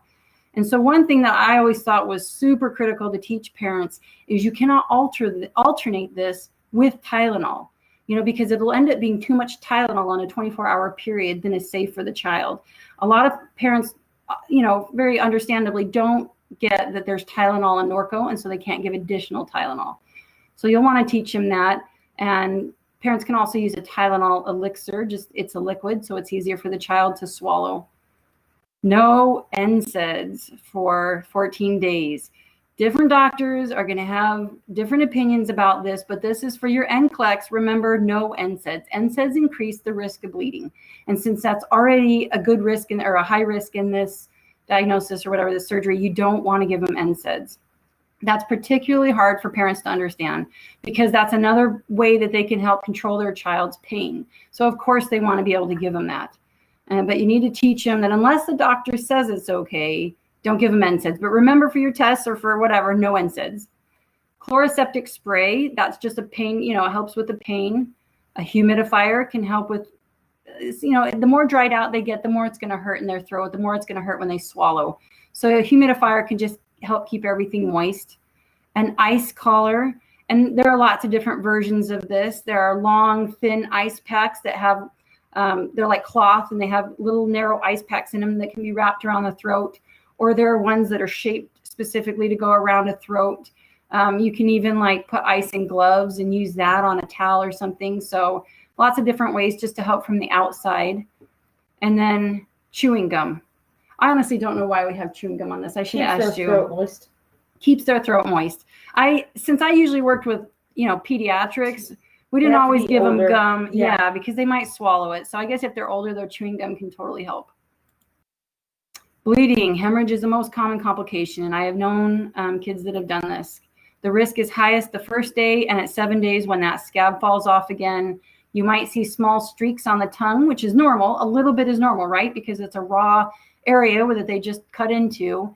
But it's not common to have a large amount, or we don't want that. That's not a good thing. And because the blood irritates the stomach, like I was telling you, they might have nausea and vomiting for the first 1 to 2 days. And the parents need to be really careful and monitor that for blood in the vomit. And so I often had patients come out and throw up as soon as they woke up because their stomach was irritated. They had swallowed during surgery or something had gotten into their stomach, and so they threw up almost immediately. So that's not super uncommon. They need to call the doctor if there's a small to moderate intermittent bright red bleeding. And so that just shows that it's not the dried blood coming off. It's, they're bleeding, and it might need to be cauterized or something else. Another time you call the doctor is if the fever is 101, greater than 101. So it's super common after any surgery, but specifically after tonsillectomy, to have a low-grade fever. The body's gone through a shock, and so it raises the temperature and does all sorts of things to help heal, but the fever shouldn't go over 101. That's when you call the doctor because that could be a risk of infection there. And then if the child has uncontrolled severe pain, which is definitely a possibility. My child had uncontrolled severe pain. It was just horrible. The medications didn't give him adequate control. So call the doctor. I also wanted to tell you, I'm going to go back one slide just on the complications. This is not going to be on your test. So seriously, don't even write it down. But I just wanted to tell you from a nursing perspective, I took care of these patients so often that one of our biggest risks after surgery was bronchospasm. We had kids come out all the time that as soon as they started to wake up, they would just, they weren't awake and alert. They didn't know what was going on, but their bronchioles or whatever would close off. And it was super scary because it looks like a code, but you just have to give them oxygen and position their head to open up their airway.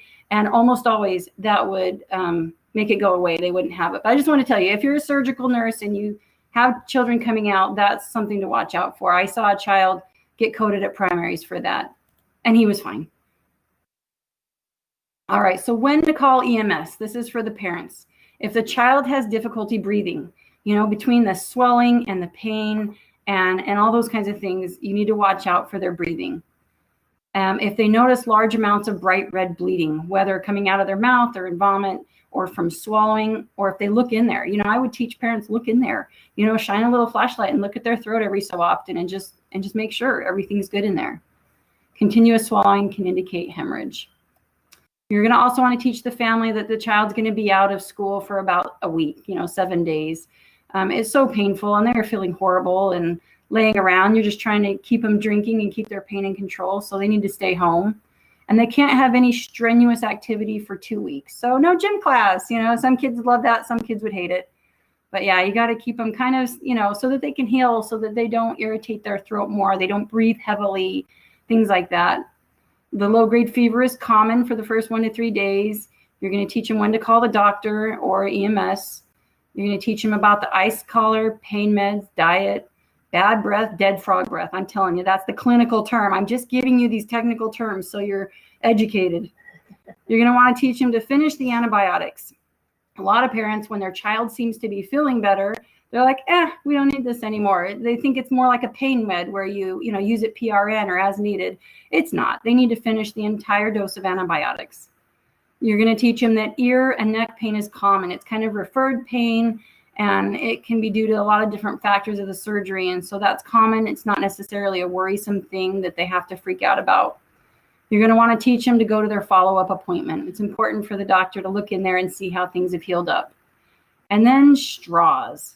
So straws are controversial. Some doctors are okay with it, and some doctors say that it increases the suction in the throat, like the pressure, and so it can pull the scabs off. It's kind of similar to when a person has their wisdom teeth pulled, and they're not allowed to use straws for that. So some doctors will say it's okay, some not. You need to check with the doctor before you teach the parents. The literature isn't very specific, so there's not a lot of evidence to back it up either way. So the doctors just get to decide. On the ice collar thing, Chantel has another note here that a nurse can fill a glove with ice and then put it inside a pillowcase or in a washcloth and put it on the child's throat. Remember, you never want to put ice packs directly on skin, unless they have a soft cloth covering that's meant for that. But otherwise, you don't want to put them straight on skin because it can cause damage. We're going to be going on to cystic fibrosis. I feel like I'm going super fast. I'm worried about it. Do you have any questions? Oh, good. Megan Johnson, does the vomit damage the tonsillectomy wound? Usually not. It really doesn't. But I guess if it were super volatile vomit, and they just keep throwing up, it could. What you're really worried about is that if they keep vomiting, they're going to get dehydrated. So I would always teach patients or parents that that's our number one concern. So if they're not keeping any fluids down, you definitely have to call the doctor, even if it's not red. But otherwise, a little bit of vomit is probably okay. Probably normal because of the blood in their stomach. McKenna says that her tonsils look like that all the time. That's so sad. My son got his out and he stopped snoring at night and he said he could breathe better, and he hasn't had strep throat since, or a sore throat even. He hasn't even had a sore throat. So it's been awesome. Did anybody else have a question? I saw somebody was typing, but I don't see any.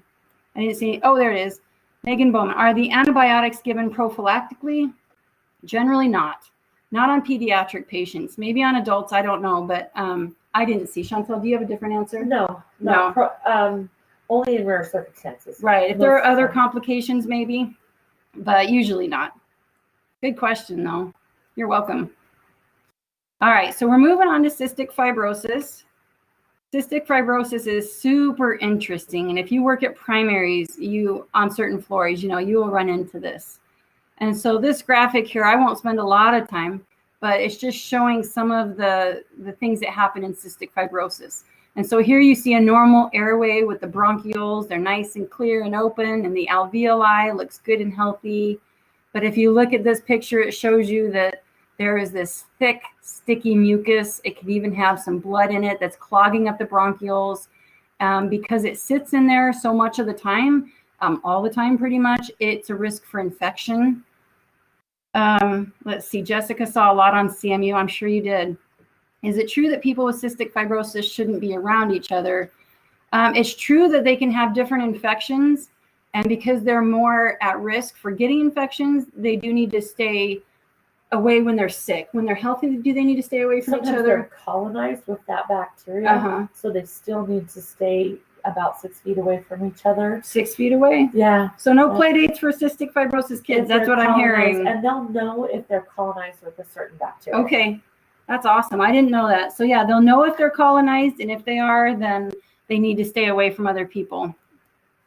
Mapula is saying, Megan, you talking about Other cystic fibrosis other kids. cystic fibrosis kid, right? Yeah. I meant that too. All right, so the 5 feet apart, because that movie messed me up. So it was what 6 movie? feet. It was 5 feet apart is what it's called. Oh, So they're supposed to be 6 feet apart, but the Uh-huh. young lady in there said cystic fibrosis has taken so much from me, I'm taking back one foot. Yes. Oh. So that's what that was. Well, we'll teach 6 feet. I haven't Mhm. watched that movie either. Jessica has siblings with CF. Well, you're probably an expert then. You should tell us more about that if we have time. Mapula says watch it, highly recommend. I'm going to. It is so good. Yeah. And very, very correct. Very well, good. So it's accurate. That's awesome. All right. So bring tissues. Oh yeah. Yeah. So you can see here too that on the picture there's the pancreas and the digestive system. Those are also very much impacted by cystic fibrosis. It is the most common fatal inherited disease in the US. And so just a little bit of the pathology is that they have a gene for the chloride ion transport. So it's a gene that makes the protein that helps transport chloride ions into and out of cells, and it's defective. And so we'll go on to the next slide and it'll show us. And so without that ion, they don't make correct mucus. It's thicker and stickier than normal mucus. It says here on the slide, like different organs that are affected by cystic fibrosis, their sinuses, because there would be mucus there. And so it sits in there and it festers and it attracts bacteria and causes infection. In their lungs, they have thick, sticky mucus buildup, bacterial infection, and widened airways.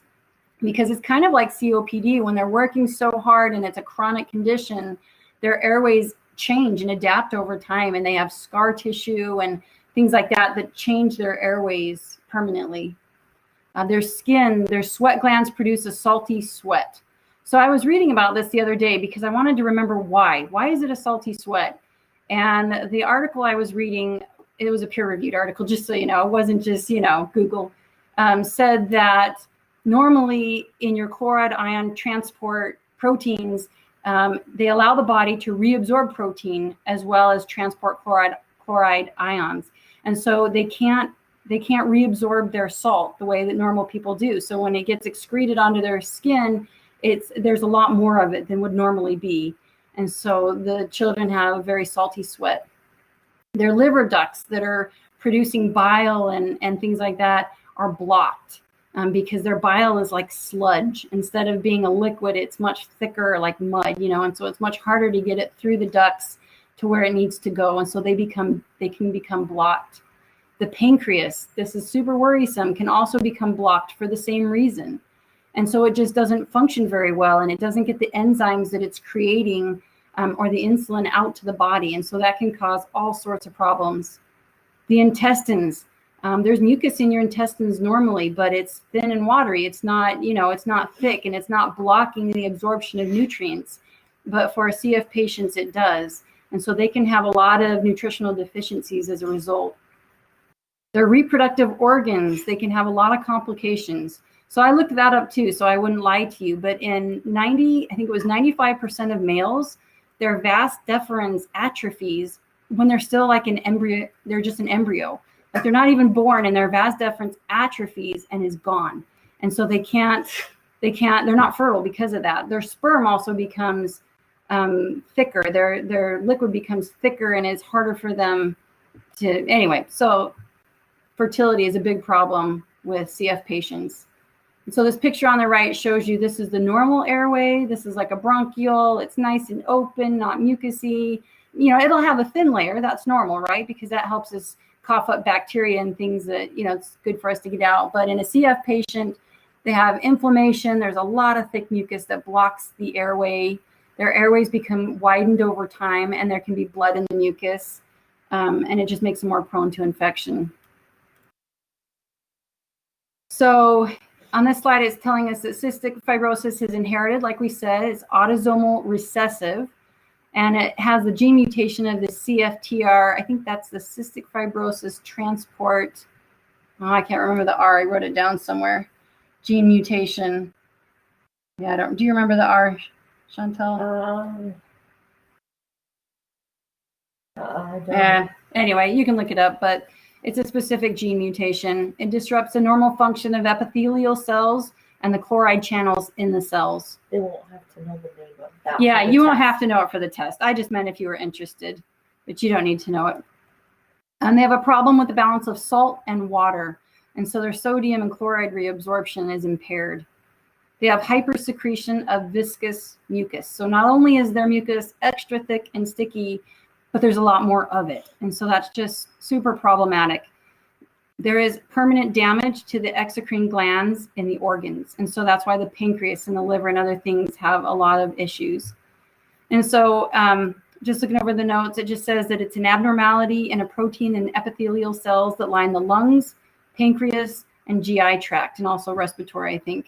Chloride channels in the epithelium are blocked with mucus.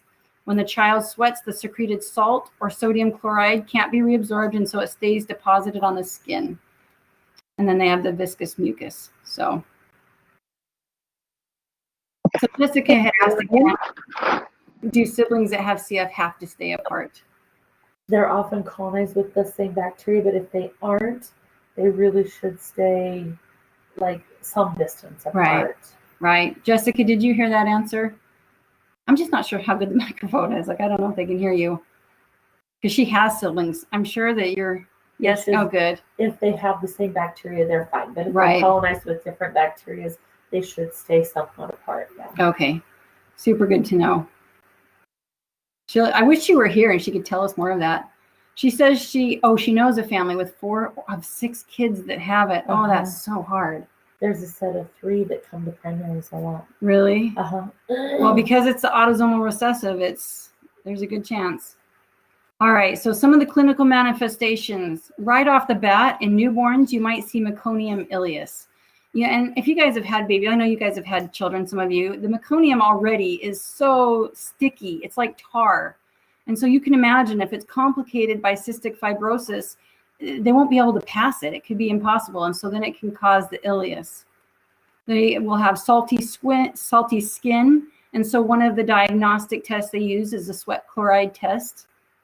They'll have a small bowel obstruction, RF. I can't remember what RF means on this one. Risk for? Risk for small bowel obstruction, even as they get older. And that's just because their poop can have steatorrhea, it can be fatty, it can be float in the toilet and everything, but it can also be uber constipated, something to do with the fat and the salt. I was reading about it the other day because I didn't understand how they could have both issues. I think steatorrhea is most common, but they can also get the bowel obstruction because of the super thick mucus and how it changes their stool. The steatorrhea is when there's so much fat in there because they're not taking their enzymes and absorbing it. Right. And so instead of digesting their fats, they are just passing them, and it sits in it and it floats in the toilet because fat floats. So they can also have a chronic moist productive cough and a failure to thrive.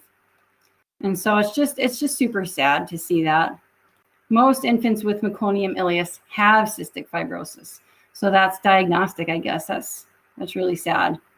And so in normal people, there isn't much sodium or chloride present in your sweat, but in cystic fibrosis kids there is. And so that's why that test is so helpful.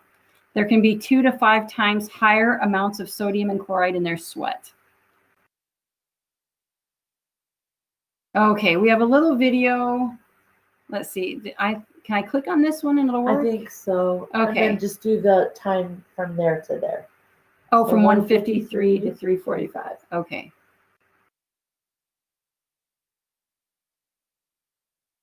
So this shows the sweat chloride test. Maybe you go down, I think it's right there. Oh, perfect. 1:53.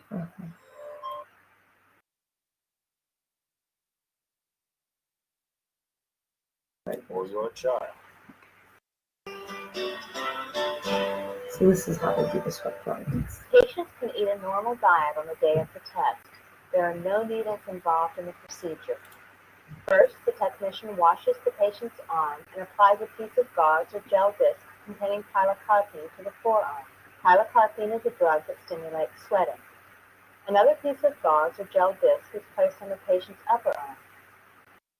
Electrodes are placed over the gauze pads, and a mild current is applied for 5 minutes. The current feels warm or tingling, but not like a shock. After 5 minutes, the electrodes are removed, and the arm is washed and dried. A dry piece of gauze is placed on the forearm and covered with plastic, or collecting coil apparatus is applied. Sweat is collected for 30 minutes. The entire process may be repeated on the other arm. After 30 minutes, the gauze or coil is removed and sent to the laboratory for chloride analysis. The risk to the patient for injury is remote. Less than 1% of patients may have a mild localized reaction. Occasionally, an adequate sweat sample for analysis cannot be obtained, and the test will need to be repeated on another day. All right, that's really interesting to see that done. They collect the sweat for 30 minutes.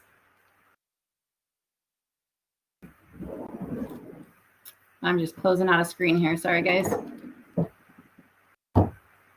All right.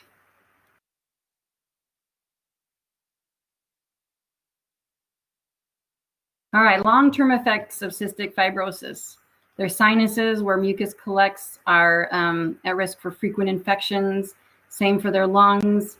They can have poor oxygenation because when there's mucus covering up all those alveoli, they can't perfuse. Thick, viscous mucus, frequent infections, chronic cough, MRSA infections, scarring, and decreasing elasticity. Kind of like we were saying COPD. You know, over time they have scarring, which is a different type of epithelial cell, and it's not as stretchy. It's not as useful, but it's firmer. Long-term effects on the pancreas. It can block their natural digestive enzymes. And so amylase is the enzyme that digests like complex carbs and starches. Lipase digests fats, and protease helps digest proteins. And so if they're missing these, they're missing absorbing, the main building blocks that they need, the main nutritional building blocks. And so they often always have to take these enzymes because their pancreas can't produce them. It also blocks insulin because it can't be secreted. And so they often have increased blood sugars.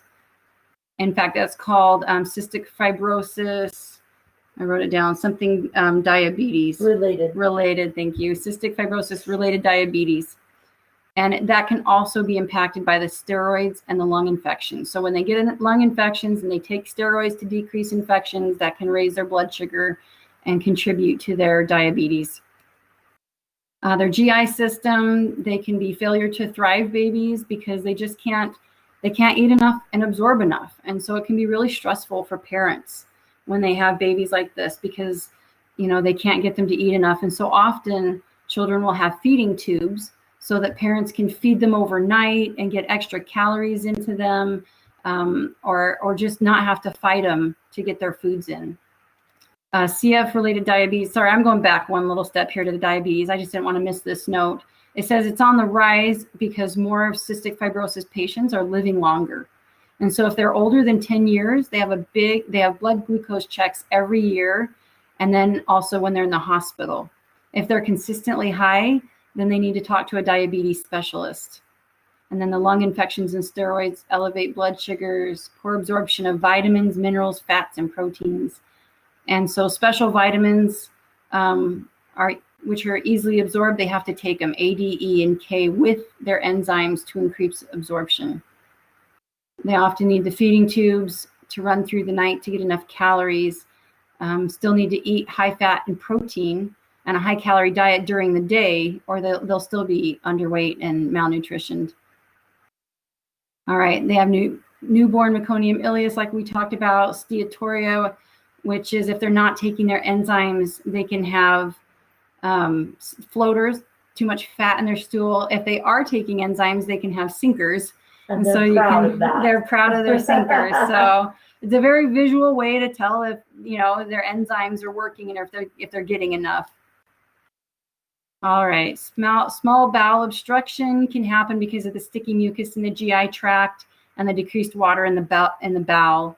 And then because of that, there's poor absorption of all foods related to the mucus in the GI tract and decreased insulin because the exocrine glands are blocked and insulin secretion is low. So they need to take enzymes with food, often 5 to 7 with meals, 5 to 7 enzymes with meals and 3 to 5 with snacks.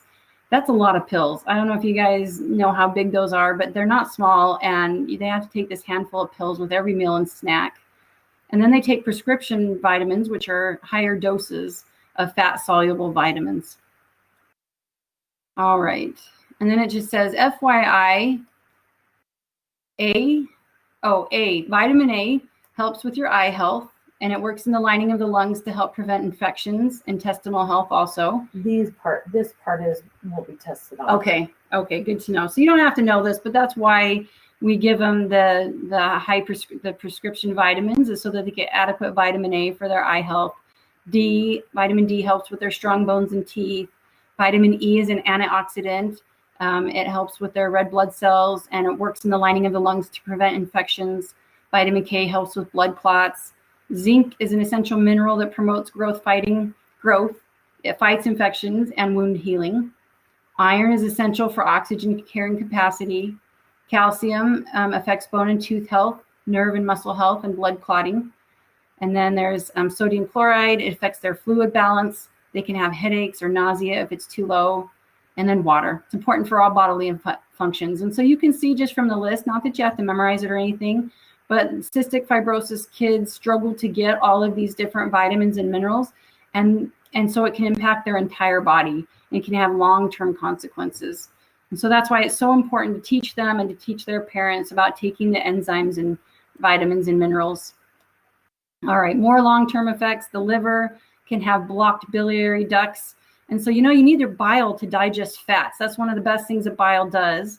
But it also helps with like killing bacteria in the stomach and things like that. It's an emulsifier too. And so if you have blocked biliary ducts, you're going to have poor digestion. Their bile is essentially dehydrated and sludgy. Because their bile gets like that and they have blocked ducts, they're at much more risk for developing gallstones and cholecystitis, because the longer bile sits and the more thick it is, the more those minerals can form stones and sit in there. And stones can cause problems all on their own. They can cause pancreatitis and infections and things like that. So this is a major problem. Their skin, the long-term effect is salty sweat and dry skin. Let's see, their bile is more acidic because it's dehydrated. And so it's more acidic and can damage the lining of the small intestine.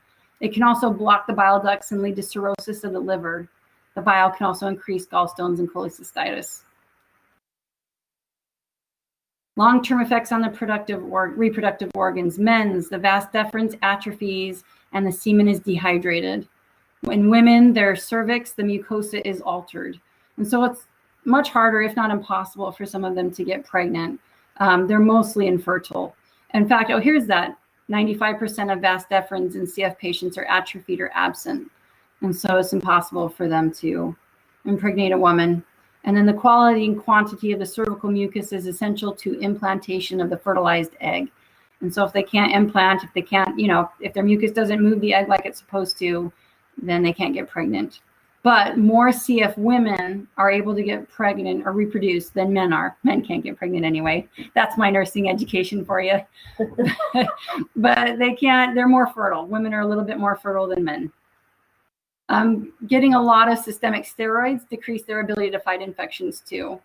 Loss of opportunistic germs cause a lot of infection. Lots of germs cause infections because they have that mucus sitting there. So this goes back to what Chantel was saying about how far apart they can be away from each other. They need to have like germs. So if they're colonized with the same bacteria, they can be around each other. If they're not, they can make each other very sick. And so that's why they stay 6 feet away from other CF patients. Oh, and here she talks about the movie 5 Feet Apart about CF patients. And so that one patient took a foot back. All right, their immune system, they have a decreased ability to fight infections. higher risk for MRSA. They're on chronic antibiotics, and that increases their MRSA risk, and like C. diff, and then the like germs, which is what we just talked about. Nursing care, you're going to need to help with their airway management. And so in the hospital, they'll have postural drainage, which is just that they're being turned so that the mucus flows different ways, and it helps them get it into their bronchioles and cough it up. And so they'll have postural drainage. Usually that's done by a respiratory therapist, but nurses can be involved. They're taught how to cough and breathe deeply to increase their oxygenation and get the mucus out. They're given oxygen if they need it. They have breathing treatments, usually via the respiratory therapist. And the respiratory therapist can also do percussion and vest treatments. And so those, I'm sure you guys are familiar with the vest treatment.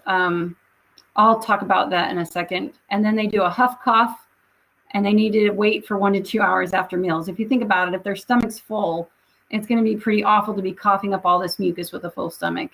So it's better if it's digested a little bit. And so they use a positive expiratory pressure device, PEP, which has a flutter valve to help patients with airway clearance. It moves mucus from lungs to the airway. And their breathing treatments can include inhaled medications during and after vest treatments, which clear out the mucus, and the meds can be absorbed easier into the lungs. And so if they have it during the vest treatment, it can help open up the airways enough to cough things up. And then afterwards, when they're cleaner inside, you know, they have less mucus, then they can give them the meds because they can be absorbed more easily by the lungs. So the cleanouts happen in the hospitals, and they include the vest therapies, like we said, medications, more frequent treatments than they would get at home. They usually come in several times a year to once a year, depends on the severity, but it's most commonly done several times a year. And it depends on their symptoms and their situation, but some can go to once a year. The huff cough helps them bring up broken mucus up into the airway to be coughed up. They might need to do treatments 1 to 2 hours after meals so they don't feel sick being shook up just after eating. So anybody have questions on that? It's kind of a lot of information really fast. I'll watch the chat. If you have anything, just let me know. Other nursing cares are that you need to monitor their nutritional needs. I mean, we talked about how important that was for them to take their enzymes and everything. And so they need to be on a high fat, protein, and calorie diet because they're often underweight and have nutritional deficiencies. They need to take their enzymes like pancrelipase mixed with acidic pancreolipase. Yeah. Well, you know, online it's spelled like you have it here. Here it says pancreolipase, and this says pancrelipase, which I think is a brand name. I think pancrelipase is a brand name. Yeah, so that's exactly. Yeah. So anyway, they need to take that with acidic food like applesauce, and sometimes they can sprinkle it on top of the applesauce if they can't swallow the capsule whole. But they're never supposed to mix the enzyme with alkaline food, like a milk product, because it will inactivate the enzymes. So that's some really good teaching you need to give to parents. Fat-soluble vitamins, they need to take those, calcium, essential fatty acids, lots of salt, because they're losing so much through their sweat and through their mucus that they need to be given extra salt. Iron, continuous feedings, that's why they have the G tubes often, or the feeding tubes. Teach them about floaters and sinkers, because this is something that kids can monitor and tell their parents, you know, oh, I had this or I had that, and they just helps them to adjust their nutrition a little bit more. And then plenty of water to help thin that mucus and get it out. They're also going to have psychosocial needs, as you can totally imagine. They can have depression related to their quality of life and the missing school and social activities and normal things that kids get to do, they don't get to do. So they can be depressed. They can be, you know, knowing about their illness makes them upset. Understanding the lifespan can be super hard on a child. And then as they get older and they recognize the fertility issues that it causes, that can cause a lot of depression. There's also a lot of teaching in the hospital, usually related to a new diagnosis teaching. And so that can take a lot of hours and a lot of repetition. People can absorb only so much at one time. And so you teach them and then you have to go back and reteach or revisit it and give them some more information because they'll be stressed and upset. And It can take a lot of time for them to absorb the information. And so kids need support groups. If you get them into a support group, it can help with all of those psychosocial needs. They used to live only until they were in their 20s, which is really sad and short. And then it went up to their 30s, and now some are living into their 40s. And one nurse's husband died at age 50 from cystic fibrosis just a few years ago. But I looked it up on a government website, and the oldest living patient was 82. Made it to awesome. 82, but I'm sure that's like uber rare. That's not the way it usually goes. And so. good care, like Right. vigilant care. Right. Yeah. Yeah. So good teaching. Missed school days need to have help staying caught up, because that's always going to be a struggle for them. Kind of like with COVID, just saying school is a struggle. So for cystic fibrosis kids, that's going to be the entire time they're in school. So nurses need to make sure that we're watching out for their immune system. There are going to be orders related to prophylactic antibiotics, orders for droplet precautions. You need to teach them to stay away from sick people because they're just so vulnerable. Teach them about different CF germs and what they're colonized with versus what somebody else is, and hand washing, our favorite. Different CF germs can be MRSA and Pseudomonas, and can transfer to other CF patients. So those are two examples of germs you wouldn't want to get if you were a CF patient.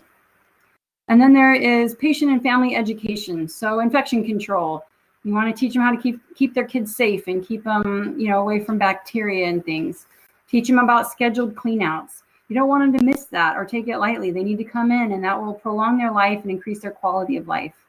Teach them about enzymes.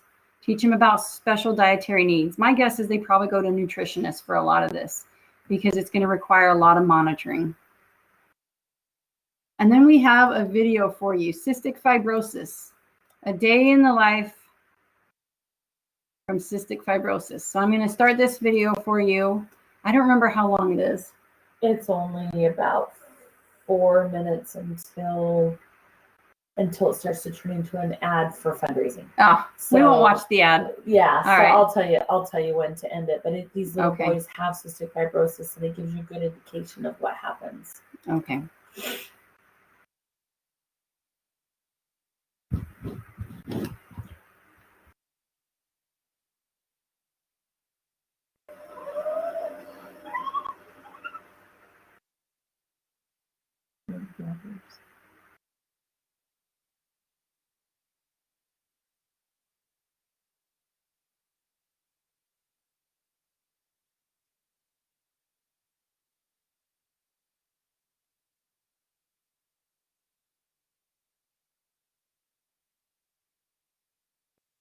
My name is Harrison, and I want to put this video together to show you what we have to do.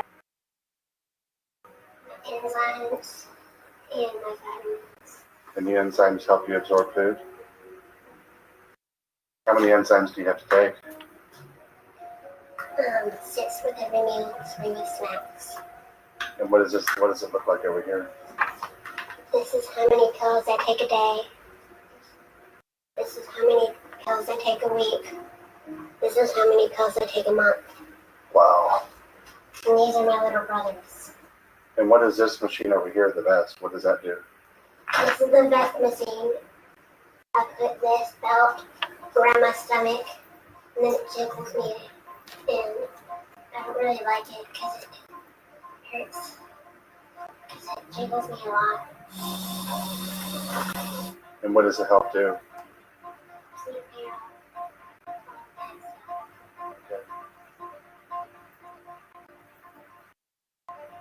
You want to get better? You want people to help? And I don't feel good, so I don't feel good. You don't feel good? I know. So all these medicines, do you have to take all these medicines every day? Yes! So, this is the nebulizer. Okay. I take this, and I put it up to my mouth, and then I inhale. Which medicines go in there? 3 medications. Okay. Each one takes about 10 minutes. This is the albuterol. Okay. Takes about 10 minutes. Okay. This is the Pulmazine. And what does the Parmesan do? It helps me clear out out all the bad stuff in my chest. Okay. And this is the hypertonic saline, which is probably my least favorite because it makes me cough a lot. It makes my chest hurt. Mm-hmm. I really don't like it. Does it make you want to throw up? Yeah, Do you throw up sometimes? sometimes. Yeah. So this is everything that you have to take on a daily basis. Wow. What do you think about cystic fibrosis? I don't like it. No? You want help find a cure? Please find a cure. Yeah. So please donate money to see it. Donate money. So they have to do that vest treatment morning and night, every single day, twice a day, every day. That was a huge pile of medications, but they had them in bulk sitting there. But it was interesting to see the daily, the weekly, and then the monthly. That's a lot to swallow. All right, do we want to do a break before we do our learning activity? No, let's just do the learning activity and Okay. then we'll be done. Really? Yeah. Woohoo! I don't even, what time is it? It's 11:42. so instead of breaking for lunch right now, we'll do our learning activity and then be done. Sound good? Are you guys okay with that? Yes? Okay, good. All right, well, I'm super excited about this learning activity. Oh, did we pull that? Oh, we loaded the file. Yes. You're going to have to help me with that part. I'm not as good about that part. So I created this learning activity, and what I did, I don't know if you guys have ever played a game called Weedle or Pit. Tell me, have you ever played that? Like, it helps if you guys have. Pit is kind of, oh no, Pit is old, Weedle is newer. And so let me tell you how it goes. There's a big deck of cards, and you divide all the cards out to each player. Obviously, we're online, so it's going to be a little bit different. Oh, Chelsea's played it, looks like. And so every player gets like a handful of cards, and then go good. And then you're like trying to yell out and trade with everybody, kind of like the stock market or like the stock exchange where they're all yelling and everything. That's what Pit is designed after. And so you get these cards and you're trying to trade, yelling over everybody. You don't take turns or anything. And you're collecting all the stocks or the majority of stocks for the one that you picked. And when you get the majority, you yell stop and you win the game. And so I thought we were going to be in person. And so I was going to do it with us in person, but we're not, we're online. And so instead of stocks, they are respiratory diagnosis or disorders. And so we have 6 of them for each thing that we talked about today. And so there are cards for, I don't want to lie to you, tonsillectomy, upper respiratory infection, asthma, cystic fibrosis, bronchiolitis, and croup. And so there are 6 different diagnoses. Best game ever. Woohoo! And for each diagnosis, so there are 6 different stocks essentially, right? 6 different diagnoses you can go for. And for each diagnosis, there are 7 cards that you can possibly collect. There are 7 cards for each one. And so one card has the medical management on it. What would the doctor order for this patient? What medications? Another card has the respiratory pattern. What would it look like? What would it sound like? Like with, croup, what are you going to hear for that patient? Clinical manifestations is a 3rd card that you're going to collect, and that's symptoms. Basically, that's just symptoms of what you're going to see. And because there are so many symptoms, I did 2 cards for each diagnosis. So that's why you don't have 6 cards, you have 7, because there's 2 yellow cards that are the clinical manifestations. So don't stop when you find one, find 2. And then there's a description card that's kind of just an overall description of the disease or the disorder. There's nursing management, things that you can do to help that patient, interventions, and then methods of diagnosis. What tests, how does the doctor decide that the patient has that disorder? And so what we're going to do is divide you into groups. There's a file on Canvas that we're going to publish that has all of the cards for every diagnosis.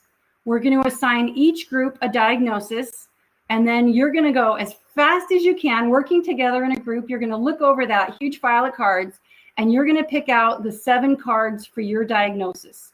Remember, you need 1 of every color except for the clinical manifestations, which you need 2 of, 2 yellow cards. And so when you divide them, tell them group Yeah. 1, you are this, group 2, you are this. Okay, so let me see if I can do this right. I'm going to go into settings. So before you do that, have them open their extra tab. Is it already in there? Modules. Oh, okay. So open your extra tab at the top, log into Canvas again, and go into your modules under 1050 and pull up that under respiratory. There's a file there. What is it called? What's the name of it? It was the title of the respiratory game. The respiratory pit, maybe? It might be respiratory pit or respiratory game file cards or something like that. All right. Yeah, I think you'll be able to recognize it. If you guys could just, type something quick if you found it. And you got it right below the PEDS lecture. Yeah, learning activity card file. That is perfect. So I'm going to divide you into groups. I'm going to tell you which group has which disorder that you're looking for. You're going to have 15 minutes if you need it, but time yourself. Somebody start a phone timer and then time yourself so that we know which group was able to do it fastest. And we'll tell them who's in it. So group 1, your asthma, and you have these people in it. And right. Group 2, then they know what group they're in. Okay. I am going to randomly assign. Now, not assigned as us. Good. Perfect. All right. Room 1. It starts with Olivia in room 1. You guys have asthma.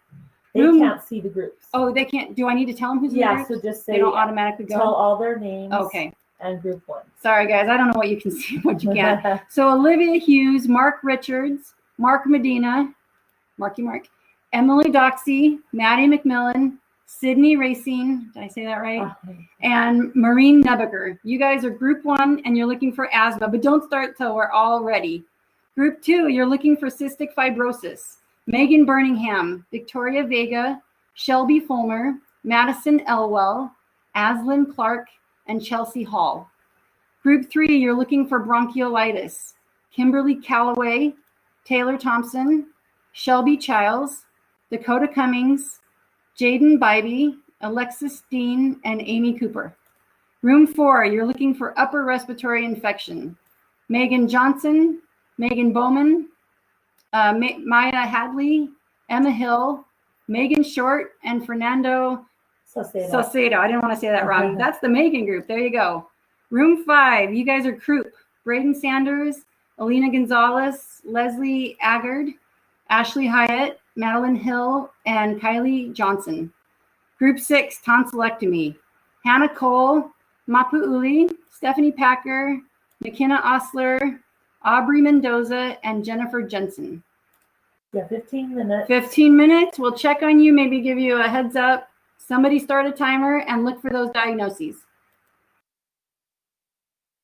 Okay. So then if you go to shared, breakout rooms, then it will tell you who's in there. And then I'm going to, if we'll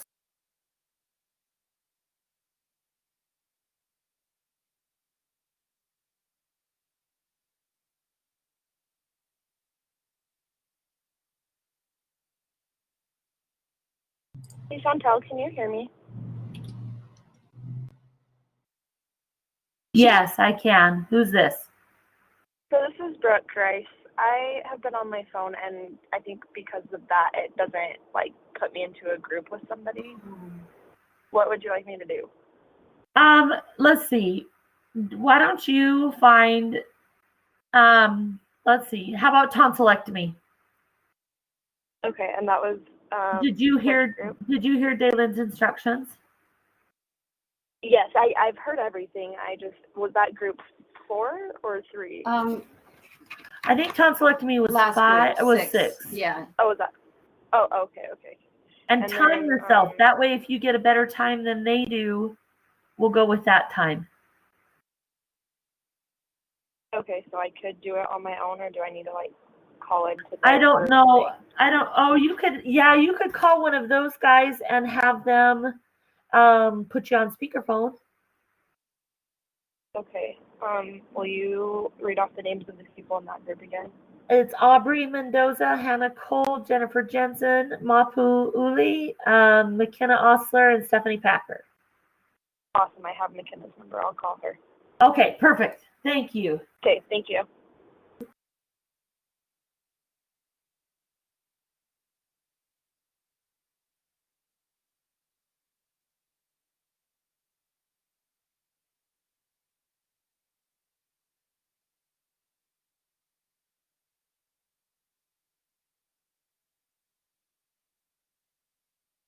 Hey, Chantel,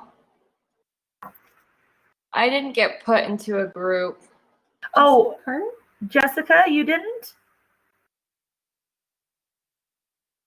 We're reading really quickly to see if it. No, I'm still in this group and didn't get like put in a breakout room. Oh, that's weird. Okay, do you know Emma Hill, Megan Bowman, Megan Johnson, or Megan Short's number? Yeah. Okay, call one of them and have them put you on speaker, and then you can be part of group 4. Okay, what are we looking for in that group? Group 4. Upper respiratory infection. Okay, thanks. Uh-huh.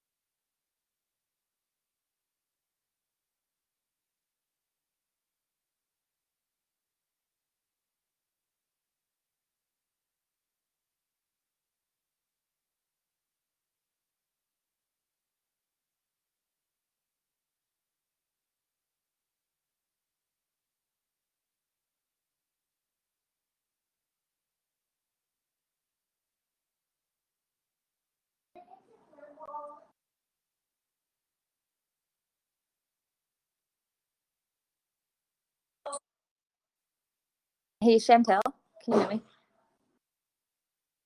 Go ahead. Yeah. Somehow I got kicked out of the room, the one I was in. I was in tonsillectomy number 6. Could you guys? Oh, okay. Somehow I don't even know how to access it. Okay, so did you Can I click on this and maybe it'll show her? let's see. I wonder if we can put you back in. I don't know exactly how to do that. I don't want it to boot everybody else out though. You know, I can just talk to them through GroupMe. I'll just do that. Okay, or call one of them and have them put you on speaker. Okay. All right. Okay. That works. All right. Thanks. Uh-huh. Did you get that? Chantel. Yeah. Hi, it's Chelsea. So I got kicked out and I tried to join my group, but my phone wouldn't let me do it. And I'm trying to join that. I've gone back in and logged out a couple times trying to get in, but I don't know if it's just my internet is. It might be that your internet's a little spotty. What group were you in? I can't see you, Chelsea. I was in the cystic fibrosis group. Group 2? Okay.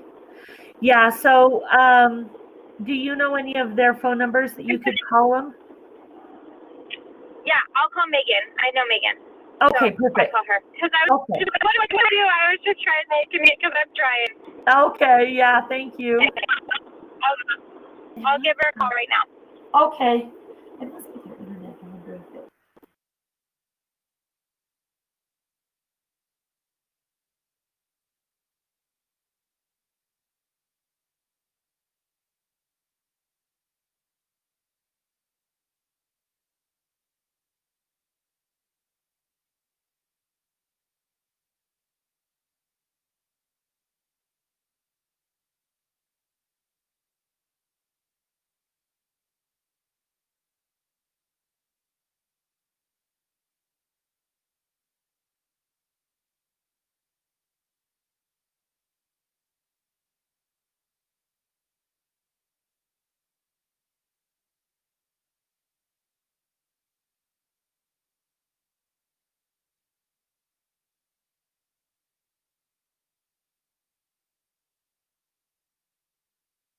Chantel, can you hear me?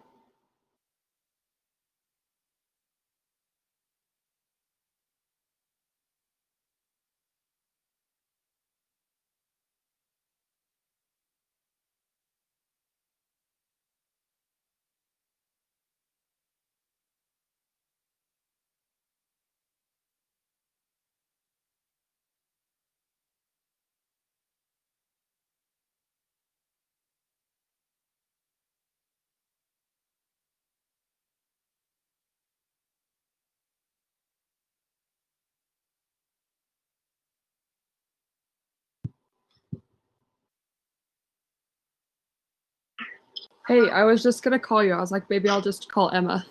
Yeah, Chantal came on and I was like, oh, I'll just call Megan real quick. Yeah, So I tried to get back in like the one thing and she couldn't hear me, so whatever. Okay, so where are we at?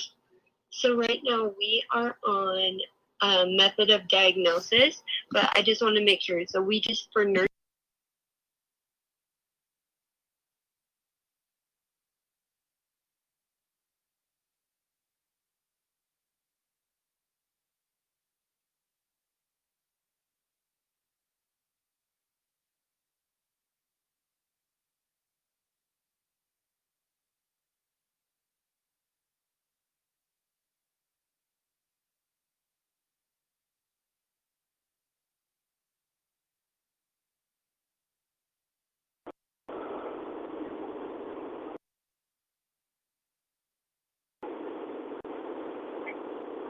Hi, it's Chelsea again. I'm sorry, I'm just talking, but I tried calling. They haven't answered. I've sent a message on the group me too, so I'm gonna see if they'll message me through there. But so far, I haven't had any correspondence.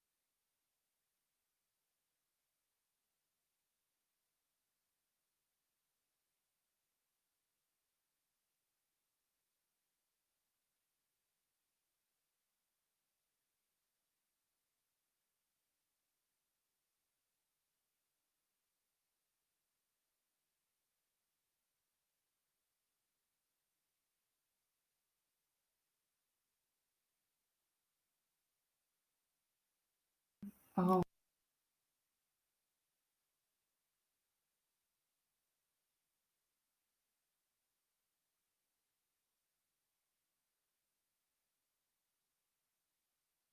Hear them if they're talking. Try to hear.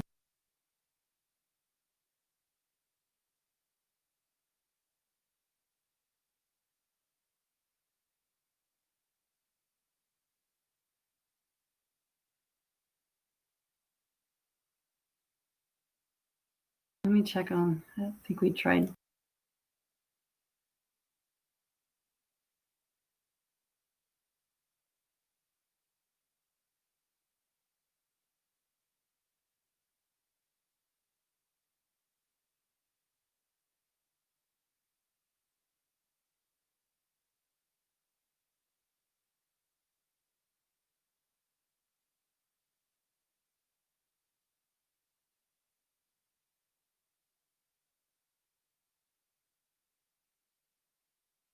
I'm going to pick on them last because I already talked.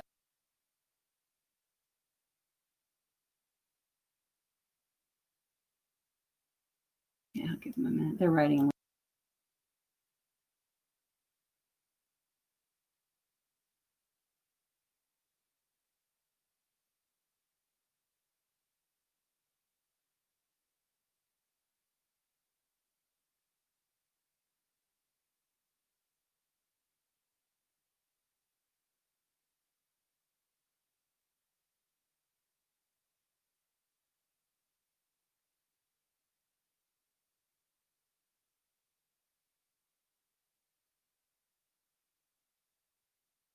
Okay.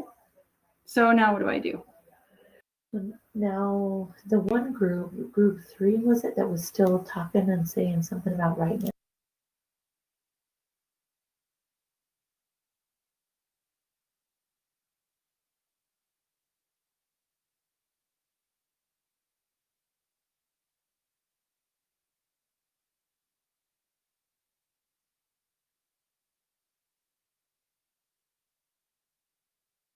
Okay. Can I end them all then? Uh-huh. I was still worried about group 3. All right, is everybody back? Can everybody hear me? Olivia just muted. Olivia, can you hear me? Yeah, I can. I can hear you guys. Oh, good. Technology has not been our friend today. We've had some issues. I think some people had bad reception or, Wi-Fi or whatever, and so they weren't getting it, but hopefully it worked out. I hope it was good. I promised this would be more fun in person, but hopefully. And scroll, let's see. Okay. They could hear us. Oh, good to know. Okay. Good to know. We tried to pop in and talk to everybody. We weren't sure it was working. All right, so group 1, you guys had asthma. I want you to tell me how much time it took you, and then tell me what cards you decided on and why. Is there one person willing to speak out for everybody? Yeah, I can speak. Awesome. So it took us about like 9 minutes or so. 9 minutes. Okay. I don't know exactly. And do you want me to tell you the number or read the card? Both, if you don't mind, just real quick. Okay, so for the medical management, we did card number 2. So that's short-acting beta-2 agonists, albuterol, corticosteroids, dexamethasone, anticholinergic inhalers, which is that. I don't know how to say all these. Atrovent, daily controller, beta-2 agonist, and then the last 2. You're good. That's okay. It's the right card, so you're good. Awesome. Right. For the respiratory pattern, we did number 11, which is going to be inspiratory and expiratory wheezing, retractions, grunting, I can't ever say this word, tachypnea, head bobbing. So yeah, and then for clinical that one actually is not quite right. Oh, it's not? No. And so there's one that talks would about it be number 9, the productive cough, expiratory wheeze, rapid and labored respirations? Perfect. That's it. That's what we said the first time. Just kidding. That's what I heard the first time. Clinical manifestations is going to be number 13, which involves triggers such as allergens, pollens, exercise, accessory muscle use, diaphoresis, and anxiety. And then we also said 23, which is right. Spasm, inflammation, mucus production, dyspnea, tachypnea, I can't say that word, productive cough. For the description, we said number 30, which is chronic inflammatory disorder of the airways. Is that one right? Totally correct. You guys are doing really great. So hyperinflation of the alveoli and airway remodeling, thickening, and fibrosis of the basement membrane, airway, smooth muscle, trophy. I'm struggling today. It's fine. And then nursing management, we did number 39, which would be a pulmonary function test, skin test for allergies, clinical exam, and manifestations. Yep. And then what about, that was method of diagnosis, I think was 39, right? Oh, yeah. So what was your nursing management? That one was 33. Perfect. Did I not say that one? No, I think you skipped it. I didn't hear it. Oh, sorry. So 33, maintain airway patency, use humidified oxygen via nasal cannula or face mask, assess for anxiety, can put patient in upright position to decrease dyspnea. Perfect. You guys did really good. Some of the clinical manifestations are really similar. So I was worried that maybe they weren't clear enough. So I'm totally impressed. Good job. All right, group 2, cystic fibrosis. Do I have somebody that's willing to present for group 2? Tell me your time, tell me your cards. Group 2.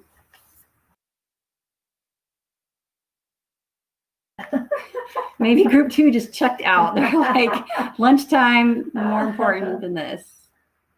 Seriously, nobody from group 2? I would, except for I never made it into the group, so I don't know anything. Oh, that's one of our technical difficulties, but it's nice of you to speak up. Do you know who else was in the group? Hi. Megan. Sorry, I had to leave the audio and get my mic on. Oh, totally understand. Okay, so we had cystic fibrosis. The first one that we thought pertained to it was number 3. And did you say because why? Well, yeah, I don't know if it'll take too long to read every card. I don't know what's best. I just wanted to kind of say, what that was for CF. Okay, well, it basically talks about medical management with those pancreatic enzymes, and like bronchodilating and corticosteroids, antibiotics to treat the infections that they may have. Perfect. Good job. And then some vitamins. Yeah. All right. What else did you get? We thought 8 was good. So it talks about the respiratory pattern. The mucus causes atelectasis and chronic productive cough, and they can get secondary respiratory infections. Perfect. Good job. Next one we thought would be appropriate. We weren't sure if 16 You're totally was right. the right one. That one was right? Mm-hmm. Okay. Yeah, because it talks about that abnormal, really sticky mucus. It causes the lungs to change and get inflamed. They can't digest their fats or proteins and can be risk for failure to thrive. Mm-hmm. And then we did 18 because it talks about their salty skin, the steatorrhea, fatty stools. Yeah. Yeah, that's good. And did you say to only choose 2 of the yellow ones? Yep, only 2. Okay. Then the next one we picked was the description, and that was 29. Because it's really the only inherited disease that we've talked about it so far in the respiratory unit. It's autosomal recessive disorder of the exocrine glands. Wreaks havoc basically on the respiratory, gastric, integumentary, reproductive systems. Perfect. Good job. And then 34, we chose that because they use chest physiotherapy and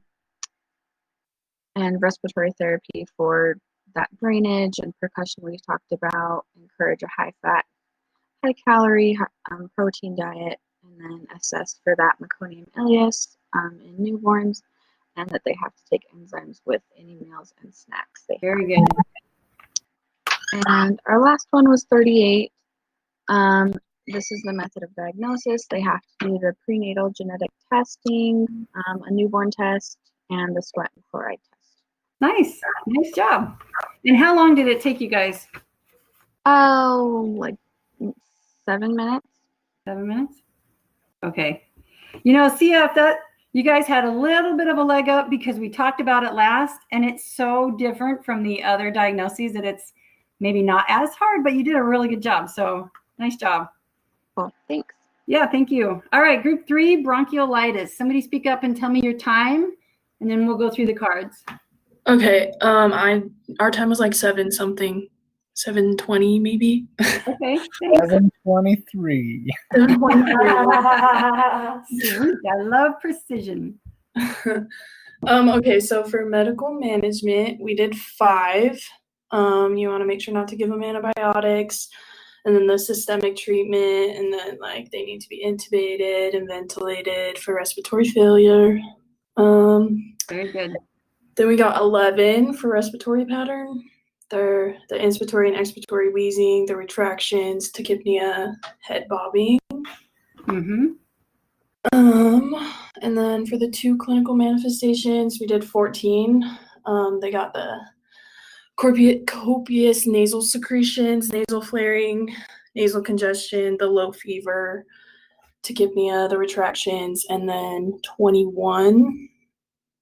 The loss of appetite, spitting up or refusal to eat, irritability, the head bobbing, dehydration, fatigue. And then for description, 27, swelling of the small airways, including the bronchioles and the alveoli. And then... Oh, you have to say, what is RSV? I need to hear somebody else pronounce it. Oh, gosh, you want me to try? You got this. know. I don't even have it in front of me to sound it out. Okay, no worries. No worries. I just wanted to give you a hard time. Respiratory syncytial virus. I know, it's weird. It doesn't look like it sounds, so. All right. Nursing management, we did 36. Watch for respiratory distress, retraction, cyanosis, diminished breath sounds, droplet precautions, HOB up to 30 degrees, suctioning, encourage fluids, and then watch intake and output. Good. And then for the last one, method of diagnosis, we did 41 just to get a good history and physical assessment. You know, that is true, but there was another one that had additional information. But you know what? I don't really blame you because this information wasn't in the presentation. So it's actually 42, which you can do a viral respiratory panel. That's commonly performed for bronchiolitis, and you can use the ELISA test. So not your fault, but that was technically the right card because those two tests can be performed. Okay, awesome. Good to know. Yeah. Well, good job. Thank you for talking. Thank you. All right, group 4, upper respiratory infection. This one is kind of the hardest in some ways because it's the most general, you know. It has the most common things that could apply to a lot of things. Who's in that group? Group four. Oh, Shelby Fulmer, are you in group 4? Did you just text that? I didn't see. Shelby is still typing. She's probably group 4. Maybe she'll speak up or type for us. Okay, I'm in group 4, so I can do it. Sorry, I was getting like going. Okay. So we chose for medical management, we chose 5. No antibiotics, symptomatic treatment, humidified oxygen therapy, bronchodilators, steroids, you know, the works. Well, you're right, but you're not right. Some of those really are true for an upper respiratory infection, but they're more specific to something else. Oh, gotcha. So, but you're right. No antibiotics and symptomatic treatment is totally correct for both. Is there another one you guys might want to pick for medical management? I'm trying to remember what other ones we were talking about. Can we pick one? Can we change it to one? What were you saying? Yes. Now I'm looking at it again. The supportive medications, Tylenol, no antibiotics unless infection develops. No aspirin. Perfect. So that one, like I said, that one is, you have one of the hardest ones because it really fits to every respiratory thing ever. But good job. It's number 1. Okay, cool. And then for a respiratory pattern, we chose 12, sneezing, coughing, nasal discharge. Perfect. And then for clinical manifestations, so we only did 1. I think Megan Johnson was trying to say this is what we needed to on, but whatever. So we chose 15, nasal discharge, sore throat, fever, anorexia, sneezing. Yep, that's totally right. There is one more. Do you know which one it is? I think Megan's chatting. Megan Bowman's Megan. chatting, putting something up, what she's thinking. I know, now we're all waiting. I know. Pressure's on Megan. All eyes are peeled on her. You got this, Megan. I know you do. Maybe. Does anybody have it? Can you see it and still talk to us? See what? The card file. They'd have to toggle back and forth. Yeah. Would it be maybe 14 with nasals or? I can see why you think that because that could fit. I know it's so general and broad. It is. It's the hardest. I'm sorry. It's actually 24. Oh, so she gets 14. Yeah, it's 24. It has fever, irritability. I scrolled down. Yeah. Lethargy, possible sore throat, and nasal secretion. So super, vanilla. There you go. Yeah. Okay. And then for description, we chose 28. Usually caused by a virus, self-limiting, swelling, and irritation of upper airways, involves the nose, sinuses, pharynx, larynx, and large airways. Good. Okay. And then for nursing management, we chose 35. Encourage fluids, suction infants and toddlers that can't blow their nose, teach hand hygiene, over-the-counter meds, humidifier use, and not to share cups. Nice job. And then for method of diagnosis, we chose 41, just history and physical assessment. Perfect. Okay, Nice cool. job. That was hard. What was your time on that? Do you Oh know? my gosh. Did anyone time it in my group? I We think started it like was chit-chatting around like 6 minutes or something. right. I know, because we were like all chatty at the end. Well, somebody said 10, somebody said 6. That's kind of a broad range there. We'll just No, we go. had like 6 minutes left, so like 9 or 10 Oh, minutes. okay. Let's give you 9. That sounds right. We'll just go All with right. that. Thank you Sounds so good. much. All right. Group 5, Croup. Who's going to talk for Croup? I will. Thank you, Ashley. So for medical management, we did card 6. The beta adrenergics, corticosteroids, humidified oxygen, cool mist, and antipyretics. Perfect. Respiratory pattern, we did 7. The inspiratory stridor, hoarseness, the seal-like bark cough. That's great. And clinical manifestations, we did 17. Which was fever, stridor, copious secretions. And then we said 19, hoarseness, central cyanosis, retractions, restlessness, seal-like barking cough. Right, that's great. And then we said 25, swelling of the epiglottis and larynx. Perfect. And nursing management, we said 31, continuous monitoring, stridor scoring, resuscitation equipment at the bed, cool, humidified air. Good. And for the method of diagnosis, we said 40, clinical exam, possible chest x-ray, and no throat cultures. Yeah, and that's tricky because that's so much like other things, but the no throat cultures is helpful. Yeah, and then we did it in 7 minutes and 32 seconds. Wow, you rocked it. Nice job. Thanks. All right, thanks so much. All right, last group, group 6, tonsillectomy. I can do it. Thank you. So let me pull this back up. So on clinical, where am I starting? Medical management, we originally had 1, but we changed it to 4. For pain relievers, Tylenol, NSAIDs, chloroseptic spray, and they can gargle. Perfect. Respiratory pattern was 10. They could have a muffled voice and snoring. Yeah, which we didn't really talk about, but except for my son snored. But yeah, that one's a little trickier. Clinical manifestations, we did 22. So the dead frog breath was obviously the big giveaway.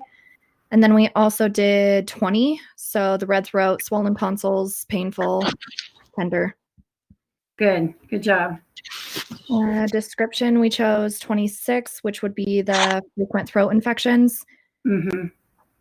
Nursing management was 32.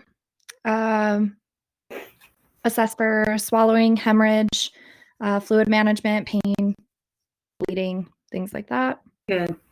And then method of diagnosis was 37. Visual exam with a throat swab for strep. Good. And we did 7 minutes and 7 seconds. 7:07. So that's very good. Thank you. So we had one group who said 7 minutes, but they didn't have the seconds. Another group, 7:07, 7:32, 7:23, 7:23, 7:32, 9 minutes and 9 minutes. So I think the winner is tonsillectomy, unless group 2 is positive they were under 7:07. Anybody in group 2 think they won that?